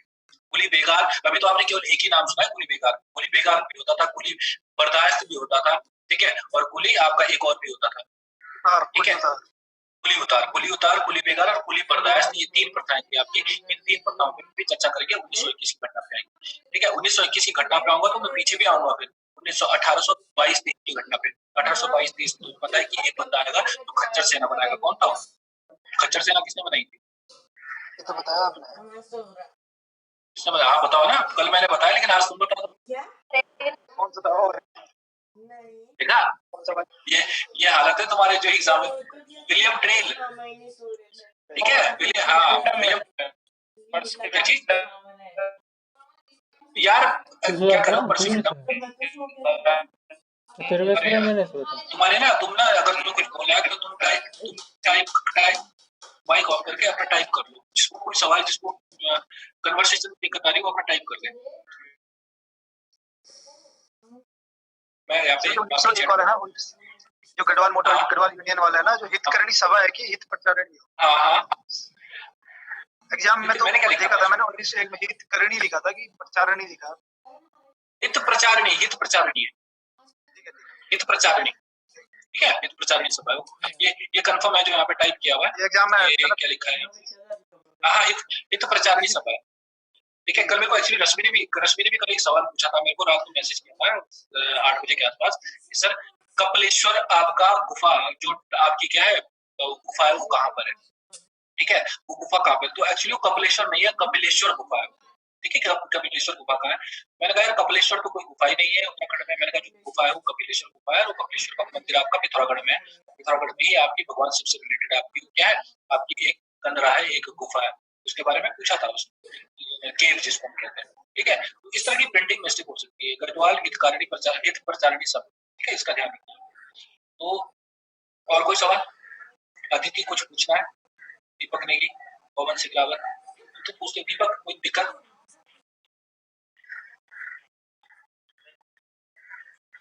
दिक्कत तब होगी जब मैं पूछूंगा, है ना। अभी कहाँ से होगी। अभी जब मैं मौका दे रहा हूँ पूछने का, तब तुम चुप रहे हो। अदिति कुछ पूछना है? मुझे तो ना तुम लोगों के नाम लेने, पता है तुम लोगों के नाम लेने पड़ते हैं मुझे, मतलब शायद मैं ही बेच रहा हूँ कि तुम्हारे नाम ले लेके जो है तुम्हें वो कर रहा हूँ, तो मुझे ये भी लगता होगा कि यार कब कब छोड़ेगा, बस बहुत हो गया है। सर जो ये कल के वो थे ना पॉइंट्स, इसमें ये था कि 39 में प्रशासनिक पुनर्गठन एक्चुअली प्रशासनिक पुनर्गठन का मतलब होता है एडमिनिस्ट्रेटिव जो सेटअप था आपका, उस एडमिनिस्ट्रेटिव सेटअप को रिकंस्ट्रक्ट कराया गया। ठीक है, एडमिनिस्ट्रेशन होता है ना आपका, जैसे हम कहें कि आपने देखा होगा कि हमारे देश की शिक्षा नीति बदल गई है, जो एजुकेशनल जो आपका डिपार्टमेंट है, मिनिस्ट्री है, उस मिनिस्ट्री का डिपार्टमेंट मानव संसाधन मंत्रालय का नाम चेंज हो गया है। तो कुल मिला के आपका क्या होता है, जो 1839 का दौर था, उस 1839 में आपका लूसिंगटन ने क्या क्या था, एडमिनिस्ट्रेटिव जो सेटअप था उसमें कुछ चेंजेस किए। ठीक है, उस एडमिनिस्ट्रेटिव सेटअप में चेंजेस के बाद चेंजेस तभी तो आए। देखो पहले क्या गढ़वाल कोई जनपद ही नहीं था, तो हिस्ट्री का पार्ट था श्रीनगर। ठीक है, लेकिन गढ़वाल को उन्होंने क्या बना दिया, इस एडमिनिस्ट्रेटिव वर्क से, इस सेटअप से क्या कर दिया, गढ़वाल के एक जनपद का निर्माण करा दिया जिसका नाम पौड़ी जनपद। यही पूछना चाह रहे थे कि इसका मीनिंग क्या है। हाँ हाँ हाँ, यही था। ठीक है, तो एडमिनिस्ट्रेटिव आपका क्या था, सेटअप था, रिकंस्ट्रक्ट किया था इन्होंने। पुराने जो सेटअप चला रहा था, उस सेटअप को चेंज करते हुए इन्होंने क्या कर दिया था, गढ़वाल जनपद को बना लिया। ये था आपका वो सेटअप। ठीक है, और कुछ? रासबिहारी घोष और घोष एक ही तो है, अलग अलग? नहीं नहीं नहीं, दोनों अलग अलग हैं, दोनों अलग अलग हैं। अरविंद में पहले बताओ, रासबिहारी बोस और रासबिहारी घोष में फर्क है। रासबिहारी जो घोष था, सुनो सुनो, रासबिहारी घोष जो, मेरी बात सुनो, रासबिहारी जो घोष है ना, रासबिहारी घोष वो बंदा है जो आपका उदारवादी नेता है, जो गांधीवादी प्रवृत्ति का नेता है, जो बम और बंदूक की राजनीति में विश्वास नहीं करता है। लेकिन रासबिहारी जो घोष आएगा, वो घोष एक ऐसा बंदा है जो गरम दल का नेता है। लाल बाल पाल, विपिन चंद्रपाल, लाला लाजपत राय, और जो आपका क्या था, बाल गंगाधर तिलक, इनके ग्रुप का था ये बोस जो था आपका। ठीक है, तो बोस और बोस में कंफ्यूजन मत रखना, मैं पहले बता रहा हूँ, दोनों अलग अलग आदमी है। आप देख लेना, आज नेट में पता चल जाएगा। ये रासबिहारी बोस आपका बाद में 1940 में एंट्री हुई इसकी, ये वो रासबिहारी बोस है। ठीक है, घोष अलग था। घोष आपका, तुम खुद देखो ना कि 1907 में 1907 में जब सूरत का अधिवेशन होता है, तो उस सूरत के अधिवेशन में चर्चा किस चीज की होती है कि जो गरम दल था, वो गरम दल चाहता था कि अध्यक्ष हमारा बने, और जो नरम दल था, यानी जो सॉफ्ट हार्टेड थे, जो क्या चाहते थे कि याचना के माध्यम से, यानी कागज पत्र के माध्यम से जो है अंग्रेजों के पास जाओ कि भाई हमारे देश को छोड़ दो। ठीक है, वो उस ग्रुप का कहना था कि हमारा नेता बनना चाहिए। तो यहाँ पे जो है अध्यक्ष को लेकर झगड़े हुए थे। ये लोग चाहते थे कि जो लाला लाजपत राय हैं वो आपके अध्यक्ष बने, कौन, गरम दल के नेता। जबकि नरम दल के जो नेता थे, यानी उदारवादी जो नेता थे, वो चाहते थे कि आपका अध्यक्ष कौन बने, रासबिहारी घोष। तो इसी चक्कर में क्या हो गया, कांग्रेस में फाड़ हो गया फिर, और रासबिहारी घोष आपके क्या बने, आपके अध्यक्ष बने। ठीक है, और यहीं से जो है आपको पता है कि जो बाल गंगाधर तिलक थे, उन बाल गंगाधर तिलक को जो है जो कांग्रेस की जो पॉलिसी थी, उसी के तहत जो है ब्रिटिशर्स जब देखते हैं कि इनमें आपस में झगड़े हो रहे हैं, तो इसकी वजह से क्या हुआ, आपका रासबिहारी जो घोष अध्यक्ष बन गए, घोष अध्यक्ष बन गए। और यहीं से लाल जो बाल गंगाधर तिलक थे, उस बाल गंगाधर तिलक को, लोकमान्य बाल गंगाधर तिलक ने जिसको मांडले जेल में आपका अंडमान में जो क्या कर दिया गया, इसको बंदी बना दिया, राजनीतिक बंदी बना दिया गया। तो कांग्रेस की जो करनी है ना, एक्चुअली वो, मैं ये नहीं कह रहा हूँ, देखो ये मैं आपका पर्दे के पीछे कह रहा हूँ, कांग्रेस ने भारत की स्वतंत्रता में महत्वपूर्ण योगदान दिया, कोई दो राय नहीं है। लेकिन कांग्रेस ने जो कांड किया है ना, उन कांडों की आपकी अगर मतलब अगर हिस्ट्री देखी जाए ना, वो हिस्ट्री कांग्रेस है, मतलब जिसने जो है देश की स्वतंत्रता में बहुत बड़ा योगदान दिया। लेकिन यही वो कांग्रेस है जिसकी वजह से आपका, चाहे वो चंद्रशेखर आजाद हो, चाहे वो भगत सिंह हो, राजगुरु हो, ठीक है, या कोई भी आपके क्रांतिकारी हो, चाहे सुभाष चंद्र बोस हो, ये वो नेता थे जो आपके काल के ग्रास बन गए अचानक। उसके पीछे क्या आपके रीजन थे, किसी को पता नहीं है। सुभाष चंद्र बोस के बारे में, सॉरी, सुभाष चंद्र बोस नहीं है, जो चंद्रशेखर आजाद थे, उनके बारे में खुद बताया जाता है कि जब वो जो है इलाहाबाद के पिट्टू पार्क में जो है गोली मारी गई, या उन्होंने जब आत्महत्या की, कुछ भी लोगों का कहना है कि कोई कहते हैं कि आत्महत्या की, कोई लोग कहते हैं ये माइक कौन है किसी का, ठीक है, किसी ने कहा कि आत्महत्या की ताकि अंग्रेजों को पकड़ में आए, कोई कहते हैं कि अंग्रेजों ने गोली मारी। लेकिन उसकी जो पीछे जो आपकी एक आपकी क्या क्या काली क्या स्टोरी है या आपका एक हिडन फैक्ट है, वो ये हिडन फैक्ट है कि उन्होंने जो है किससे बात की थी, पंडित जवाहरलाल नेहरू से इस बारे में बात की थी, और पंडित जवाहरलाल नेहरू की सूचना पे जो है आपके ब्रिटिशर्स वहां पर पहुंचे थे और उनकी हत्या कर दी गई। तो यहाँ पे क्या था, ये गेम था आपका, देखो एक था राजतंत्र, ठीक है, अब राजतंत्र नहीं है, उस दौर में भी राजतंत्र नहीं है, लेकिन आपने देखा होगा यहाँ पे कि हम मतलब आप ये मत सोचना कि मैं बीजेपी कांग्रेस की हितों की बात कर रहा हूँ, मैं हितों की बात नहीं कर रहा हूँ, मैं कॉमन बात कर रहा हूँ कि एक बंदा आपका क्या बनना चाहता था, पायलट बनना चाहता था, वो पायलट बना, ठीक है, उसकी माँ की हत्या हो जाती है और उसको बुला के बेटा नौकरी छोड़ के तू देश संभाल, राजीव गांधी, ठीक है, राजनीति से रिलेटेड परिवार था, ठीक है, माँ की हत्या होती है, उसके बाद प्रधानमंत्री बनते हैं और हम लोग इमोशनल इमोशनल होकर जो है इन लोगों को सपोर्ट करते हैं। राहुल गांधी, ठीक है, वो राष्ट्रीय स्तर पर, मैं कहता हूँ कि उनसे ज्यादा इंटेलिजेंट तो मेरे स्टूडेंट हो, उससे अच्छा आप बोलोगे, आप लोगों को ये तो पता होगा कि मुझे बोलना क्या है क्या नहीं। वो एक ऐसा आदमी जिसको यही पता नहीं है कि मुझे बोलना क्या है। और ये कांग्रेस की बात नहीं है, ये बीजेपी की कई नेता है, मतलब ये गाली गलौज को कराते हैं, ये कुछ भी, मतलब ये समझ लो किसी को कैंसर हो गया तो उनको गोमूत्र पिला दो, ठीक है, किसी को जो है क्या हो रखा है, किसी को जो है डायबिटीज हो गई है, तो क्या कर लो, कुआं के क्षेत्र में जाओ और गगलोडू, कोई भी नदी है, गगलोडू पत्थर, उसको रगड़ो और उसका अर्क बना के, उसका पाउडर बना के खा लो। अब एक चीज बताओ यार, तुम पत्थर को घिस के उसका जो अर्क बनाओगे, उसका जो पाउडर बनाओगे, वो आपको किडनी में जाएगा, वो आपकी गॉल ब्लैडर में जाएगा, वो स्टोन करेगा नहीं करेगा, ठीक है, लेकिन इनका कहना है कि उससे बीपी कंट्रोल हो जाता है। तो यहाँ पे ये पागल लोग हैं। मैं बस सोच रहा हूँ कि हमारी जो पॉलिटिक्स है, इस पॉलिटिक्स में पढ़े लिखे लोग आ ही कहाँ रहे हैं। अब जो पढ़े लिखे लोग जैसे अरविंद है और ये लड़की रश्मि है, ठीक है, जिन लोगों को ज्ञान भी है, मैं इसका मतलब ये नहीं है कि मैं बाकी लोगों का नाम नहीं लेता, तो ज्ञानी नहीं है, ज्ञानी हर बंदा अपने हिसाब से होता है। अनपढ़ भी कई बार बहुत अच्छे, पुराने जो लोग थे वो पढ़े लिखे नहीं थे, लेकिन बावजूद उनको जो है लाइफ का एक्सपीरियंस बहुत अच्छा था। लेकिन जब अधकचरे लोग, जिनको हम कहते हैं ना, जो ना तो पढ़े लिखे होते हैं ना अनपढ़ होते हैं, जब वो राजनीति में आ जाते हैं, जब वो समाज में आ जाते हैं ना, वो केवल गंद फैलाते हैं, उनको कोई मतलब नहीं होता है कि पब्लिक क्या कर रही है, पब्लिक से हमें क्या लेना है। तो यहाँ पे वही समस्या है हम लोगों के साथ। हमारे भी ये विधानसभा जो है, आपका जो पार्लियामेंट है उत्तराखंड की जो आपकी है, इसमें जो है देखा जाए 70 लोग बिठा रखे हैं, सारे गधे बिठा रखे हैं।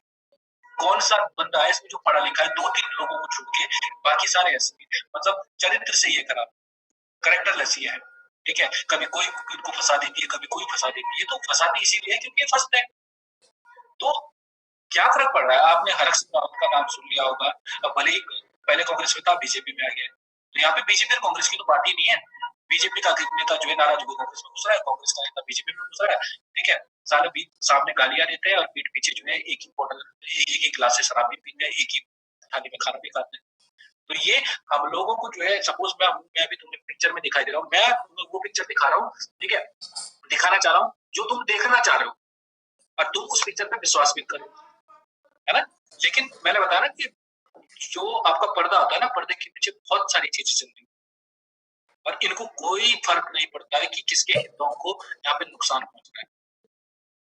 गवर्नमेंट बीजेपी की है, 2016 से लेके आज लगा लो 2020 हो गए, पीसीएस का पता नहीं है, लोअर पीसीएस का पता नहीं है, ग्रुप सी में ये पद आ रहे हैं और ग्रुप सी में वो पद आ रहे हैं स्पेसिफिक सब्जेक्ट स्पेसिफिक। अगर कोई कॉमर्स वाला है तो वो कॉमर्स वाला भरे उसको, ठीक है, कोई एग्रीकल्चर वाला है वो एग्रीकल्चर वाला भरेगा, कोई फिशरी वाला है वो फिशरी वाला भरेगा, लेकिन बाकी बच्चे क्या करेंगे? तो सुशांत सिंह राजपूत की तरह जो है, ऐसा तो नहीं है कि हर बंदा फांसी चढ़।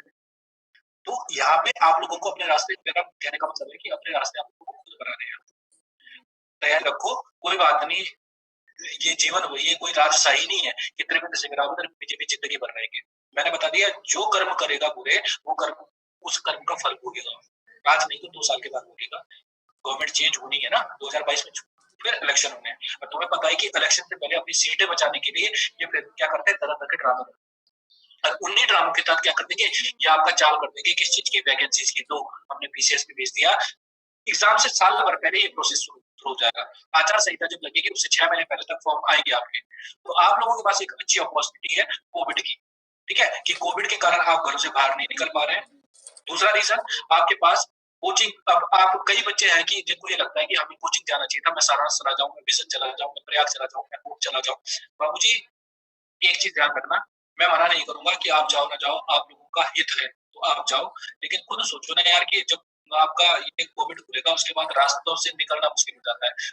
ठीक है, रश इतना ज्यादा होता है कि घर से तैयार होकर भी जाना, ऐसे भी नहीं हो तुम लोग कि बिल्कुल मूड हो यार निकल गए, ऐसे भी नहीं हो, सच धज के भी जाना है। 4 लड़के इधर से दिखेंगे, 4 लड़कियां इधर से दिखेंगे, कोई मेरे को कोई नोटिस कर रहा है नहीं कर रहा है। कोचिंग में बैठोगे, 4 लोगों से दोस्ती भी करोगे, तो 1 घंटा आपका आने में लगता है, 1 घंटा आपका जाने में लगता है, और पता चलता है कि जिस कोचिंग में आपने 45-50 हजार रुपए फीस दी है, वो जो क्लास दे रहा है, वो क्लास दे रहा है 35 मिनट की। मैं प्रयाग में पढ़ा हूँ, ठीक है, मैं नाम ले रहा हूँ, मैं प्रयाग में पढ़ा हूँ, और उस दौर में जब हमें पढ़ाया जाता था, तो हमारी 5:30 की जो क्लास थी, वो 5:15 की जो क्लास थी, वो 5:45 स्टार्ट होती थी।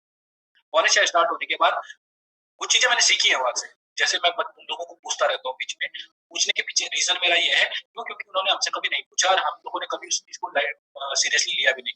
तो अब जब बेइज्जती होती है, तो किसी को जो है बेइज्जत करता हूँ, मैं किसी को पूछता हूँ, तो उससे क्या होता है, उसको भी बच्चे को गिल्ट फील होता है कि थोड़ा तो पढ़, चाहे वो डर के मारे पड़ता है, तो उससे क्या होता है, आपकी थोड़ा प्रिपरेशन हो जाती है। अब सोचो यार कि 40,000 रुपए फीस देने के बाद 5:15 बजे की क्लास, और आपकी 5:45 स्टार्ट हो रही है, आधे घंटे बाद। मैंने विजन में पढ़ा, इंस्टीट्यूट बंद हो गया है आपका, अब तो विजन जीएस विजन हो गया है वो। तो विजन में मैं पढ़ा था, उसमें आपके जो सर पढ़ाते थे, वो आज फॉरेस्ट रेंजर होता था, लेकिन उस बंदे का हिसाब किताब क्या था कि 5 बजे की क्लास में, 4:15 बजे की क्लास में बंदा जो है 5 बजे पहुंचता, और 5 बजे पहुंचने के बाद फिर वही ड्रामे अलाड़ा फलाना, हम तो डिसिप्लिन है, ये है वो है करके, और उसके बाद जो बंदा क्या कर लेता था, आपका 45 मिनट में पैकअप कर देता था। और उस 45 मिनट में भी सपोज हम लोग हैं, हम 8 बजे से जुड़े, तो 8 बजे से ऐसा तो नहीं है कि लगातार पढ़ ही रहे, बीच में कई बार गॉसिप हो जाती है, तो कम से कम 1 घंटे की प्रॉपर क्लास तो दे रहे हैं हम लोग। अगर मैं 10 बजे तक मैं पढ़ा रहा हूँ, तो 10 बजे तक ऐसा तो नहीं कि मैंने रेल बना रखी है, ऐसा तो नहीं है। बीच में हम गैप भी ले रहे हैं, बीच में हम कोई सब्जेक्ट से हटके टॉपिक उसको भी डिस्कस कर लेते हैं। तो कोचिंगों में ऐसा नहीं होता है, कोचिंगों में आपका केवल टाइम वेस्ट होता है। आप जाओगे 1 घंटे 1.5 घंटे आप आने जाने में खराब करोगे, सजने धजने को तैयार करोगे, और उसके बाद वहां जाओगे तो पता चला कि 45 मिनट की क्लास हुई, और उस 45 मिनट में भी आपका क्या हो गया, सब लोग क्या इसने क्या पढ़ा है, घर में आपने दोबारा पढ़ना है। तो आप 1 घंटे की क्लास के लिए जो है आपके 6 घंटे खराब कर दो। तो जब आपको जो है घर में बिल्कुल बोध होकर आपको बेड के सामने जो है केवल फोन ही ऑन करना है, जिस फोन के लिए आप जो है क्या वो पागल हो जाते हो, जिस फोन को आप 24 घंटे देखते हो, तो अगर 1 घंटे उस फोन को देख के आपको कुछ मिल रहा है, तो आपको ग्रैब करना चाहिए। ये अच्छी अपॉर्चुनिटी है कोविड। कई लोगों ने जो है, मैं बता रहा हूँ कि कई लोगों ने जो है माध्यम बना दिया है इसको पढ़ने का, जिसको नेट पे पढ़ने की आदत नहीं थी, जिसको जो है ऐसे पढ़ने की आदत थी, तो ऑनलाइन पढ़ सकते, मेरे ख्याल से मुझे जो लगता है। मैं भी ये जो पढ़ा रहा हूँ, मेरे को कुछ बच्चों ने, ये जैसे रश्मि थी और अरविंद ने भी मेरे को बोला था, उसमें क्या नाम है, जब ये सारा सूत्र पता किस तरह आपसे पढ़ना है, और 1-2 बच्चे और थे जिन्होंने मुझे मोटिवेट किया था कि सर आप पढ़ाओ। अदिति की जो सिस्टर है, वो मेरी बहुत अच्छी फ्रेंड है, उन्होंने मेरे को कहा था कि आप स्टार्ट, वो भी मेरी स्टूडेंट रही है, उसने मेरे को बताया कि आप स्टार्ट करो, एक बार कोशिश तो करो। इसलिए मैंने ऑनलाइन स्टार्ट किया, लेकिन मेरा कोई उद्देश्य ऐसा नहीं था, क्योंकि देखो मुझे पैसों की कोई इशू नहीं है कि मैं तुमसे कई बार बोलूं कि फीस नहीं आई। देखो फीस लेने के पीछे भी रीजन होते हैं, क्योंकि फोकट में जब आदत पड़ जाती है ना किसी को, तो फोकट में आदमी कभी उस चीज को समझ नहीं पाता। अहमियत तभी पता चलती है जब अपनी जेब से कुछ जाता है। ठीक है, मेरे को कोई दिक्कत नहीं है यहाँ पे कि मेरे को पैसों की दिक्कत, मेरा फी फार्म का लाइसेंस लगा पड़ा है, वहां से मेरा पैसा आता है। ठीक है, बाकी 2-3 जगह से रिसोर्सेज है, मेरा पैसा आ रहा है, गवर्नमेंट जॉब ही सब कुछ, प्राइवेट सेक्टर में बहुत पैसा है, ऐसा नहीं है। मैं खुद जो है जॉब 2-3 जॉब छोड़ गया। मेरा कहने का मतलब ये है ना कि अगर अपॉर्चुनिटी मिले तो उसको grab करो, थोड़ा सीरियस होकर करो, कम ज्यादा वो लगती है कि अगर कम फास्ट हो रहा है तो मैं उसको बहुत दिक्कत। ठीक है, अब मैंने बता दिया। मैं बच्चे, अगर कोई बच्चा पढ़ना चाहता है, वो डिपेंड करता है, मैं किसी को कुछ नहीं कहूंगा, आप सभी लोग पता है कि फॉर्म आ रहे हैं, मैं क्वालिटी और उत्तराखंड स्टार्ट करूंगा, उत्तराखंड सॉरी ये स्टार्ट, क्या नाम है इसका, हिंदी स्टार्ट करूंगा। तो अगर कोई बच्चा इंटरेस्टेड हो तो मेरे को मैसेज करूंगा, बाकी उसको कोई इशू नहीं है। अगर आप हिंदी वैसे कोई सब्जेक्ट पढ़ने का भी नहीं है, मैं ईमानदारी से कहूँ, उसको खुद भी पढ़ लोगे तो कोई इशू नहीं है, क्योंकि हिंदी में मैं, ये हो सकता है कि मैं आपको याद करा दूं, यही हो सकता है। ठीक है, जैसे मैं उत्तराखंड में आपको खींचता हूँ, वैसे मैं उसमें भी हिंदी में आपकी खिंचाई करूंगा 1-1.5 महीने। हिंदी का सिलेबस ज्यादा नहीं है, मुश्किल से मुझे लगता है 1.5 से 2 महीने पूरी हिंदी खत्म हो जाएगी, रिविजन के साथ खत्म। ठीक है, तो थोड़ा सा इसको कोविड को पॉजिटिव, कोविड को ऐसे मतलब कि मैं बाहर नहीं निकल पा रहा हूँ, निकल पा रही हूँ, इसको किस तरह से, क्योंकि आप घर पे पैक हो गए और घर में आपने जीवन को जीना सीख लिया है। कई बच्चे जो है गांव की तरफ चले गए, पढ़ाई लिखाई से कोई काम नहीं हो, ये एक ऐसी अपॉर्चुनिटी भी है कि यहाँ पे जो है आप कुछ बच्चे हो जो प्रिपरेशन करो, और उस प्रिपरेशन का फायदा उठाओ इस चीज का यहाँ पे, बस। ठीक है, बाकी कल मिलेंगे। कल कल क्या है आपका, फ्राइडे है। ठीक है, तो कल मैं फ्राइडे को डिस्ट्रिक्ट पढ़ाता हूँ, तो